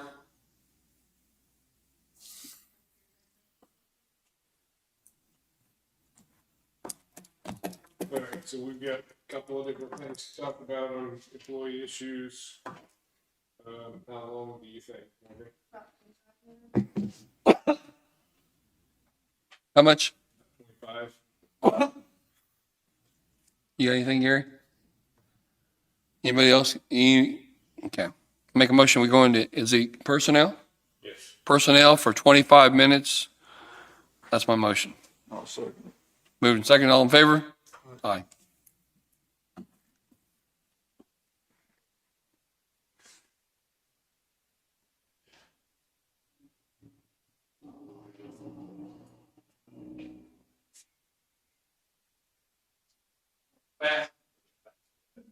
Got a hot shot out there in the truck when you get going, but that'll work.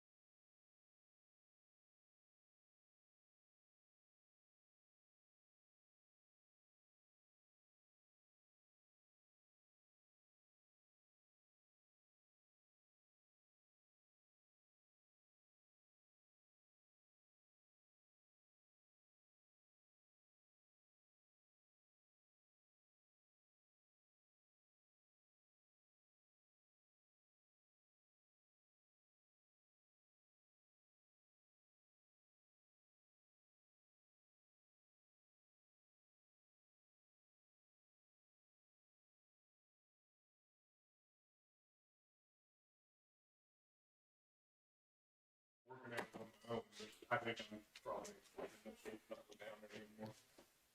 Go back to that. No action from that, executive session on employees.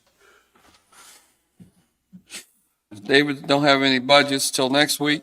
No, I wanted to bring up a couple things about budgeting and budgets. what's going on, just to let you know where we're at. I think I had mentioned at one point that we got a new valuation notice from the state. After we had already calculated our revenue neutral rate and certified values. So PowerPoint decreased $662,000 from the initial valuation notice that we got. Everything I've received from the state, so a lot of clerks questioning, do we need to recertify values? How's this going to affect the new revenue neutral rate? And just a lot of questions with it. State advised, no, you do not recertify. Just let everybody know that their value is going to go down by that much, or everyone that's affected by it. So they might want to budget accordingly, knowing they're not going to have that much value. So I went back and I calculated what that's going to do to the county budget. So our revenue neutral rate was calculated at 48.197 mils. That would bring in the same tax dollars as we brought in last year. That is actually a mill levy decrease of 1.634 mils. This change in value for that mill levy, if we go right to our maximum under the revenue neutral, will be $31,939 less than it would be without that decrease. So I just wanted to let you know that we're looking at basically, if we stay within the revenue neutral rate, we're going to bring in about 32,000 less in tax money than we did this year. So Can you explain that revenue neutral rate? yeah, I've been explaining it a lot lately because I've been dealing with cities and townships. I don't know either. I listened to a deal on the radio this morning about it from. Is the rate that we bring in the same amount of? It is. You got like. And we can't raise. Oh, what you we got can't, last year, you right? can't. You can? You can. It's different steps. So this is under the new tax law. We had to take the current valuation and compare it to the amount of tax dollars we brought in last year, or the previous year's budget, which is actually this year that we're operating under, and use those numbers to calculate a revenue neutral rate, which would bring in the same tax dollars as the previous year. So that's where our rate would need to drop from 49.8 to 48.1 or 48.2. That keeps us within the revenue neutral rate. If we want to stay within that rate, which from everything you guys had said so far, I thought you wanted to do that, we need to publish our notice for budget hearing by roughly the end of July, have our hearing by the 15th of August, certify the budget back to me by the 25th of August, which was the old schedule we always have gone by. If you would want to go over that revenue neutral rate, I have to be notified by July 20th that we plan on going over. And I have a form that we can just check off if you wanted to do that. Then we cannot have our budget hearing until at least August 20th, but it has to be done by September 20th. And then the budget has to be certified to me by October 1st. I know I've got some taxing entities that are already planning on going over in the county, so they're going to be on that schedule. So I'm going to have a batch of budgets that's due to me by the 25th of August and another batch that's not due till October 1st. And then by the middle of October, I'm calculating the fall abstract and doing tax statements. So it doesn't leave a lot of time. The timing of this is hard to work with. But that's going to be the choice of by the 20th of July, if you decided you did want to go over that rate or thought you might need to, I need to have you sign off on a notice saying that we're going to do that. And then when we have the budget hearing, if we go that way, you also have to have a hearing for exceeding the revenue neutral rate, which is pretty much you're telling people we may be increasing taxes. Here's your chance to come talk about it. Right. So do we have to have a second hearing if we're not going over? Now, if you're not going over, we just have our normal budget hearing that we've always had and do it by August 15th. So we've got, this is the 6th, we've got meetings on the 12th and the 19th. So by 2 weeks from now, if you were going to go over that rate, I would need you to sign off on the notice saying that you're going to go over. How are we looking so far?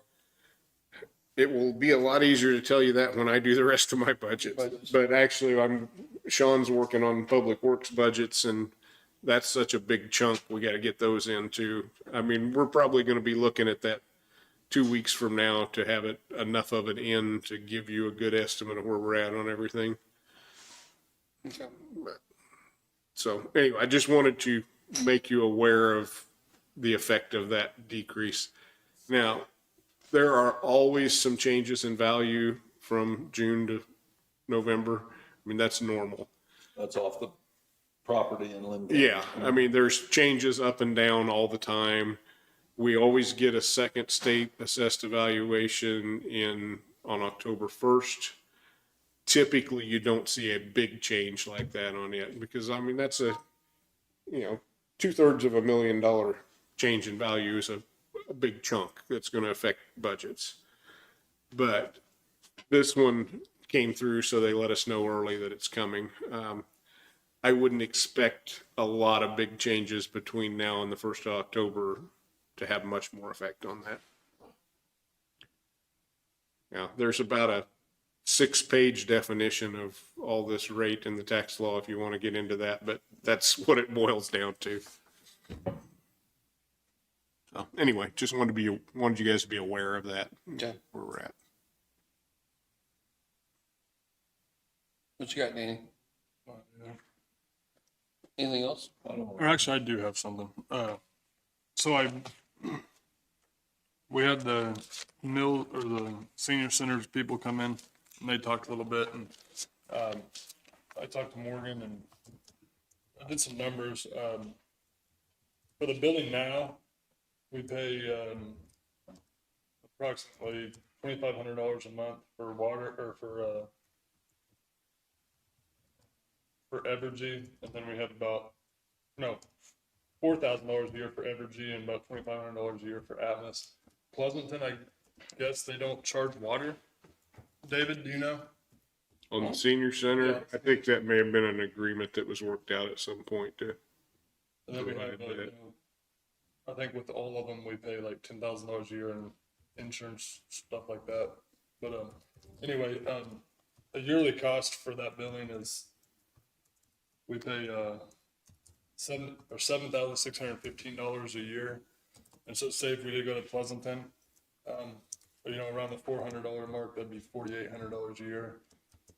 And then, we still wouldn't have the water, electricity, all that would be included, so. But if we still went over to the health department, I understand they spoke, about their concerns and their thoughts. When people can't get to a center, what do they normally do? They get Meals on Wheels. You know what I'm saying? So I'm still saying if the health department is there, it's our building that we own, and whatever we invest in it is for the county. I'm not going to rule that. I personally just don't think there's any room. I went and laid everything out in this room that Pleasanton had talked about. So I got a list of, they have two prep tables, one 6 foot long, one 5 foot long. They have a dishwasher that's 2 foot long. They have a freezer that's 3 foot, a fridge that's 5 foot. They have warmers. They have a steamer, a microwave, and then their sinks, which is 6 foot long, which all would have to be in there, plus 5 tables. And I get what you're saying on that, but that hardened space in there was Doug. We talked to Doug. That was was that not how? What direction we were, moving, and we made that a hardened space. Doug to move over there eventually whenever we got everything up and going. Well, to me, I'd rather see us put our money into a building we own than somebody else. If we got to go in there and put walls or whatever we have to do, and how many acres do we have out at the health department? I mean, Yeah. we've got room for expansion for a lot of other things. Do we own 5 acres out there or something? Is that right? Or is it, See what I can find here. I don't know. It's probably between 3 and 5. Okay. I can't remember. I don't know. And then what happens if 2 years down the road, Pleasanton decides they don't want us or, Or they want to increase. or want to increase? How do we, I mean, even at that, we're still paying $4,800 a month instead of 7,500, which in a building that is not very well. Or a year, sorry, yeah. And then, at Pleasanton, we have no overhead. We have no cost. We just pay them rent and we have an area. I just personally, with everything, I've done a lot of research on it. I don't believe that there's room in the hardened space or that space that you guys are talking about back there. There's just not enough room. Doug has all his PPE and everything back in there right now. And then, I mean, we want to send our elderly to a health clinic where we have sick people going to too. They're not going through that anyway, 11240 Tucker Road, that'd be the right address. Total of 4.9 acres. I just hate the thought, I think the city should chip in. It's a lot of their people too. I agree. Majority of their people, and I know it's a county program, but if you have the opportunity to provide a space for it, why wouldn't you? We get so wrapped up in these things. Well, it's your money. You should be furnishing it, but all the money comes from the residents of the county. And if you've got a brand new building, you don't buy space, you want to charge rent for it. and there's another thing, we've got backup generator at the health department too. Yeah. If it goes down to it, we just put one in there, I believe, for. That's the beef I have with it. Well, And I don't care what we do. We've been kicking it down the road for a long time, and let's figure something out what we want to do then. And we've been kicking the ambulance barn down the road forever too, and it really needs to be done. So that's why hopefully we get some contracts out on that. I just don't think that the space, in the health department is big enough. And number two, from my understanding, that's a future housing for Doug. Is that not what? I mean, we took him out of everything, and then we're just going to throw him off to the side. I mean, didn't we not build all that in hopes to get him out there eventually? I don't think so. Doug, you remember that? They poured the foundations in the storage area sufficient enough to have a hardened DOC for later purposes, is what I understood. I don't know, I wasn't directly involved with the I don't remember either. project. But it was built inside, our original drawing was to have the health department / DOC. I know the building was built. You have no room for everything that you want to work out of that EOC over there already, right? I mean, you could move from where you're at and fit into there, right? It would be. If that's the case, why wouldn't we just move you there now and be done with it? That's the question we'll have to answer. I don't know. No, but really, I mean, The original project had the health department and EOC in it. We would have offices, we would have an EOC. That was all designed in the original project. But with the funding and the deadline for completion and everything, it was my understanding it was felt we couldn't get the EOC done in time to meet the grant requirement. So they built the shell with the hopes of putting us in there later. What do we have in storage over there? What's in the storage?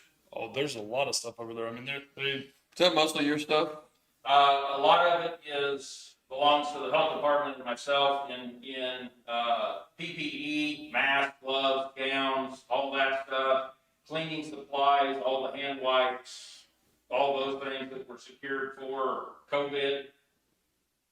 You've got health department's general storage, and then I think other people are storing things in there as well because there's space. And we also utilize it for the vaccines, which what are we going to do with that? I mean, are we going to stop doing those?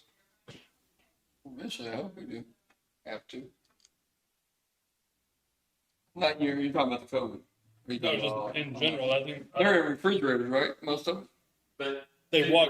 To directly answer your question, from where we're at over there, probably, I don't know the exact number, but it would probably increase our space by 4 to 5 times what we have now. And what would you do with that space that you moved out of? We could use it for storage, for fire department stuff. I mean, we're gonna take away storage at the new facility, we put an EOC in it, so that can become storage. No, I hear you. Okay. Still be controlled, so you're not out in a wet, damp environment where things get ruined. And I haven't even talked to Doug about this, but how he's been kicked down the road, and tell me if I'm wrong, but we brought you over here, Goldberg talked to you and brought you over here, and you were included in this project, right? To be over here. In the basement. And then now we kicked you back out, and then it was an idea to get him back out here to the health department, and still didn't work, so we kicked him back out. And I just feel like that's what we had built that for. And I went in and saw Doug was at his fire department here when all the storms were going on, and and we do expect him to sit in a Morton building when all these winds and rains are going around us. And we expect him to tell the community what's going on. I don't feel that's right. I feel like that we got to do something with him. I mean, that's my. Gary, we don't need anything else. I'm just waiting for David to bring face back. Thank you. What's your thoughts on that? I'm not going to spend a lot more money right now. Yeah. I'm not either, and I know that would add on to it. Hey, Sean, we're still working on the contract for offers for the senior center over there, right? Yes, I've got that, I just need to get it published and then get it to contractors to bid on. Okay. Okay. And are they dead set on a price? Pleasant? No, we got no, and I mean I can go to their city council tonight and kind of express in public what our concerns are, which I have no problem with, and I agree with you 100% on, I'm all about it. I mean, I feel like that, I personally put $1,000 in that, and if I want to use it, then I hope that they won't try to charge me rent because I throw a fit. It's same concept that you're saying. I mean, I get it. But I have no, I mean, we have no control. And they may have to trim down on some of their, I'm not gonna tell them how to run it, but certainly area on aging, maybe they don't need all those big trays and warmers and all that. Not all of them. Maybe they can cut back on some of that use. And that's just my idea is, if we went to the Pleasanton, we could do it, a year or 2 year lease, whatever we need to do until we figured out what we want. We're saving $3,000 a year. What does it take us to get it up to? I haven't made, I mean, I went in there and had them unlock it for me, and I put down some tape and stuff to, we'd have to put in a drain for the dishwasher, which the dishwasher, I think they're the only senior center that actually has the dishwasher. I mean, short of everybody else is doing it by hand, but they're gonna have a sink, so we have to have, but there is plumbing holes in the floor. I did see that. So I think they've got a dishwasher at this one now, whether they're using it or not, I don't know. But I know that Pleasanton, they just, they tell you what they want. And that's kind of what, she had said. And I had her making me a list of what they had. The room at Pleasanton is, let's see, I think I have it wrote down a 20 by 40 space. And I just know that, so last year we kicked the can down the street on the furnaces and the AC on that building. We did. Well, I know the spring we did early on I think it was AC units. I know that for sure. I know the building's in bad shape over there. I mean, and my biggest bug on that deal is at the community center. Here we are, 2 government agencies, and we're going to bicker over some money that is serving the public. Well, I mean, I have no problem going there tonight and explaining. Yeah, I mean, I'm with you 100%. Why do you need money? Just suck it up, and I know we're on camera and all that, but hey, look, you're a city, we're a county, we're serving the same people in your community. You've got a new building. Let us use the room for that purpose. If it's going to be used for something different, then I understand. But if it's used for that purpose, to help the citizens of Pleasanton out, at this point in time in our budget and everything, let us use it. I agree with you 100%, I will. I have no problem going there tonight. I think they're. And I guess I didn't realize, Doug, for whatever reason, about the EOC. That's my fault for not remembering that. I could be, I mean, and like I said, I haven't even talked to Doug, but I know that we were all moving really quickly when all that happened. But Doug, was that not, I mean, kind of The shell was put up with the idea of putting an EOC into it later. If or when funds were available. I know the concrete was poured, or the footings or foundation for the concrete slab was poured sufficient enough to put a hardened structure in for the EOC. But that was pretty much my involvement with it at the time. The general idea was to get the health department in there and complete the grant with the grant limitations. And of course, we found out a week before the end of the grant period that they extended it 9 months. We could have done the whole thing had the commission wanted to, but the money had to be spent prior to us getting that knowledge or having that knowledge. So. Okay. All right. And if it's going to be for free, I think you may even take a different approach on it. If the community building was free to use for the seniors there versus having to go and change it to, but if it's not going to be an opportunity for their citizens to eat there, I'm not for spending money on that building. That's just my. No, I'd rather utilize it on getting something that we want for ourselves. Then I would look over towards the health department. And I don't know if there's a place for an EOC to go or what we'd have to do for an EOC. I understand they're important. I understand the need for them. But I don't have an answer for that. How would you guys feel about if we, and I don't know what they'll say to that. I mean, it's never been talked about, hey, in public, hey, you guys should let us use this for free. I have no problem going there and asking and pushing next. I agree with you 100%.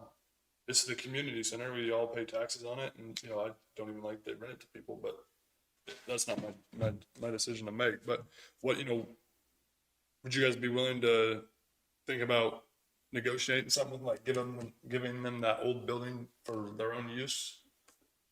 In return, we do get free rent forever, or however you guys want to do it. I don't think that we were going to get much for it anyway. I think it would be a pain point to sell. But let me ask you this: if it doesn't go the way we would like to see it, can the EOC? Can we just eliminate all the storage space in there and make part of an EOC and part of it a kitchen, and just put a pole barn or something outside for storage? Can your EOC fit with the health, with the kitchen in there too at the other end? We'd have to look at it. Can you look at it for me? Yeah. We'll just have to get dimensions. You know what I'm saying? If we move people out of that church house and we still have it, it could be open for storage. But if we just, You want to get away with that? I agree. I won't say what I think, but it needs to go. Yeah. Probably, don't you think? Yeah. Before you start putting a bunch of money in it. We had houses here, we had that house over there, we stored stuff for years in. But it wasn't a good thing, it was broken into or anything. Okay, so you'll look into that part. Maybe you can look into the part where, find out how much space you need for your EOC over there. Can we do away with some of the warmers and things? I mean, as far as the. Probably not, because if they're going to go back to batch serving, which means, they're bringing it down, serving it out of the tray that's already cooked, So then they're gonna need, by state requirement, they have certain rules they gotta go by, so probably not. And they made it to a point to let me know that all of this stuff is ours except for the microwave. We don't touch the microwave, is what they said. Is there we had some grant opportunities, I know Prairie View did, or Lake Scene did, when they were building their add-on for EOC. And, is there some grant opportunities out there you know of? There was one for equipment, but not facilities. At the same time, we were trying to do what we were doing, and we didn't put in for it because without facility, there is no point trying to get equipment. That's the last thing I've seen on the EOC. I can check to see if there's anything available for construction, but for the past. Well, I know there was one for the school at one time. I don't know if Fergie took advantage of it or Lacine or Parker. But when they were doing their school bond, there was some talk about the EOC, especially in the Lacine part. When they, There's been a lot of USDA rural development grants and things, community development, block grant, block development grant, whichever it is. It may have been We part could- of we that. could look at that, usually that's 50/50. okay. So if we pulled everything out of your office and moved it to the health department, could we not put storage racks and stuff up in your office? That's what I'm saying. Yeah. We'd have to use it for storage. Right. But that would help the health department for their storage needs, maybe. If we took some of their stuff away. Yeah, I'm sure they do need some storage. But, you know, a small building out there, you know, storage building, pole barn, something like that might work. All right. Just a couple more things for you guys to think about over the next 2 weeks while we're trying to get the rest of the budgets in. When Janet was here, that one meeting, we talked a little bit about a comparison we ran on elected salaries. So think about if you want to make any adjustments on that. And also we'll need to look at, are you going to do any cost of living adjustments? I think the cost of living, and I always want to do it for the employees if we can. Yeah.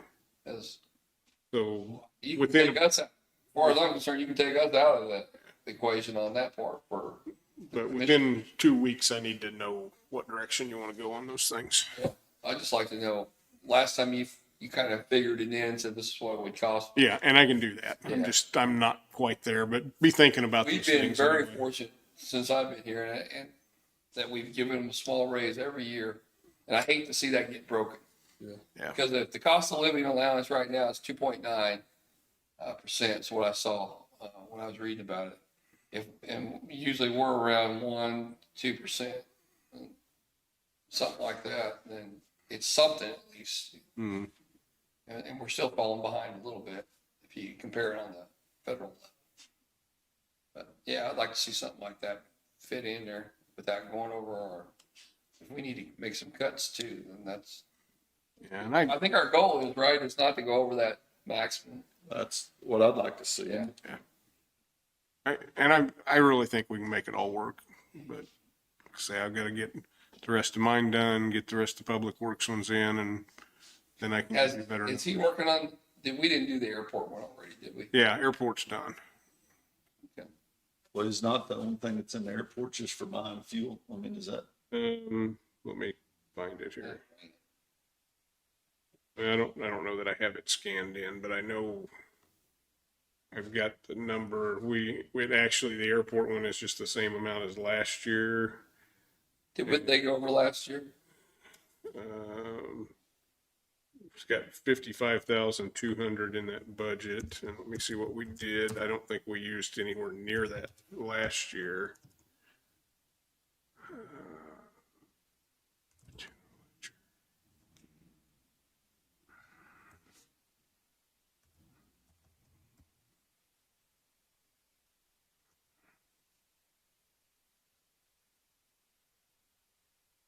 Airport. So while he's doing that, as far as that rental house there at the lake, are we thinking what are we gonna do with that? I guess we gotta, once the individual's out of it, is to remodel it as far as new roof and keep going, because otherwise, what are you gonna do with it? The house belongs to us and we can't sell it. I like Jen's idea on the, if we were able to make it work, do that as a subcontract, maybe give the house, let the house come as part of it, and then we put our requirements on it, As long as it doesn't jeopardize the contract. the lease agreement and then we sign it. 42,000 of that is in there for fuel. So most of it. Yeah, so most of that's set Okay. at least budgeted for buying fuel to resell. Now we at this point have come nowhere close to that, which would actually free up some of that budget for other things if it's needed. Right. But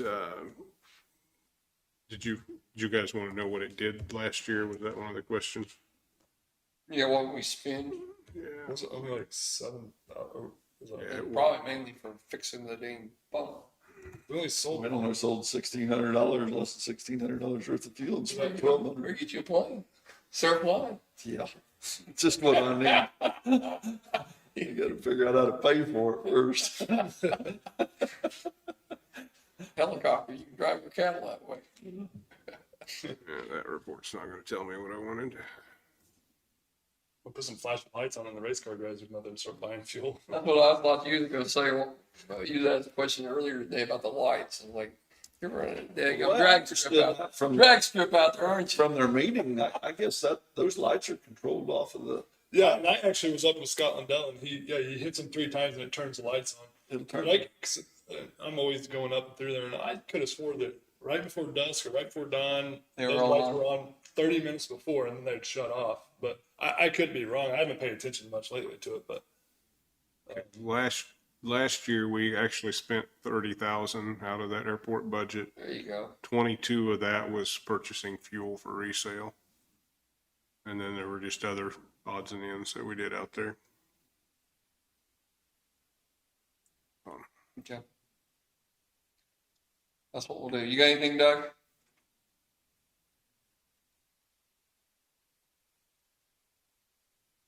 I just wanted to come up and acknowledge the clerk's office. Today, they received an email purportedly from me wanting to change my paycheck to a different bank account. And they were concerned, called and verified that no, I did not want to do that, but somebody had corresponded with them and filled out all their paperwork, putting a new bank and routing number in, which goes to a green something or Right there. Go Bank. Basically putting it onto a credit card immediately where they would have the ability to spend it and eliminate it. And, you know, kudos to our clerk's office and his staff for the fact that they caught it and did not do it and have policies and procedures in place to not allow that to happen. So, but I figured I'd let the public know that somebody tried to do that with me. I'm sure they're going to try to do it with other people and other businesses. Sure. Just be aware that it's going on, and sheriff's been made aware of it, IT's been made aware of it, and I'm going to make some folks aware of it too, to see if they can track these routing numbers back to a source. But just be aware that's going on. Thank you. Thank you. Thank you. Thank you. All right, you got anything else? I don't. David, you got anything? I think I'm good. I'll make a motion, we adjourn. Moved and seconded, all in favor? Aye, have a great week.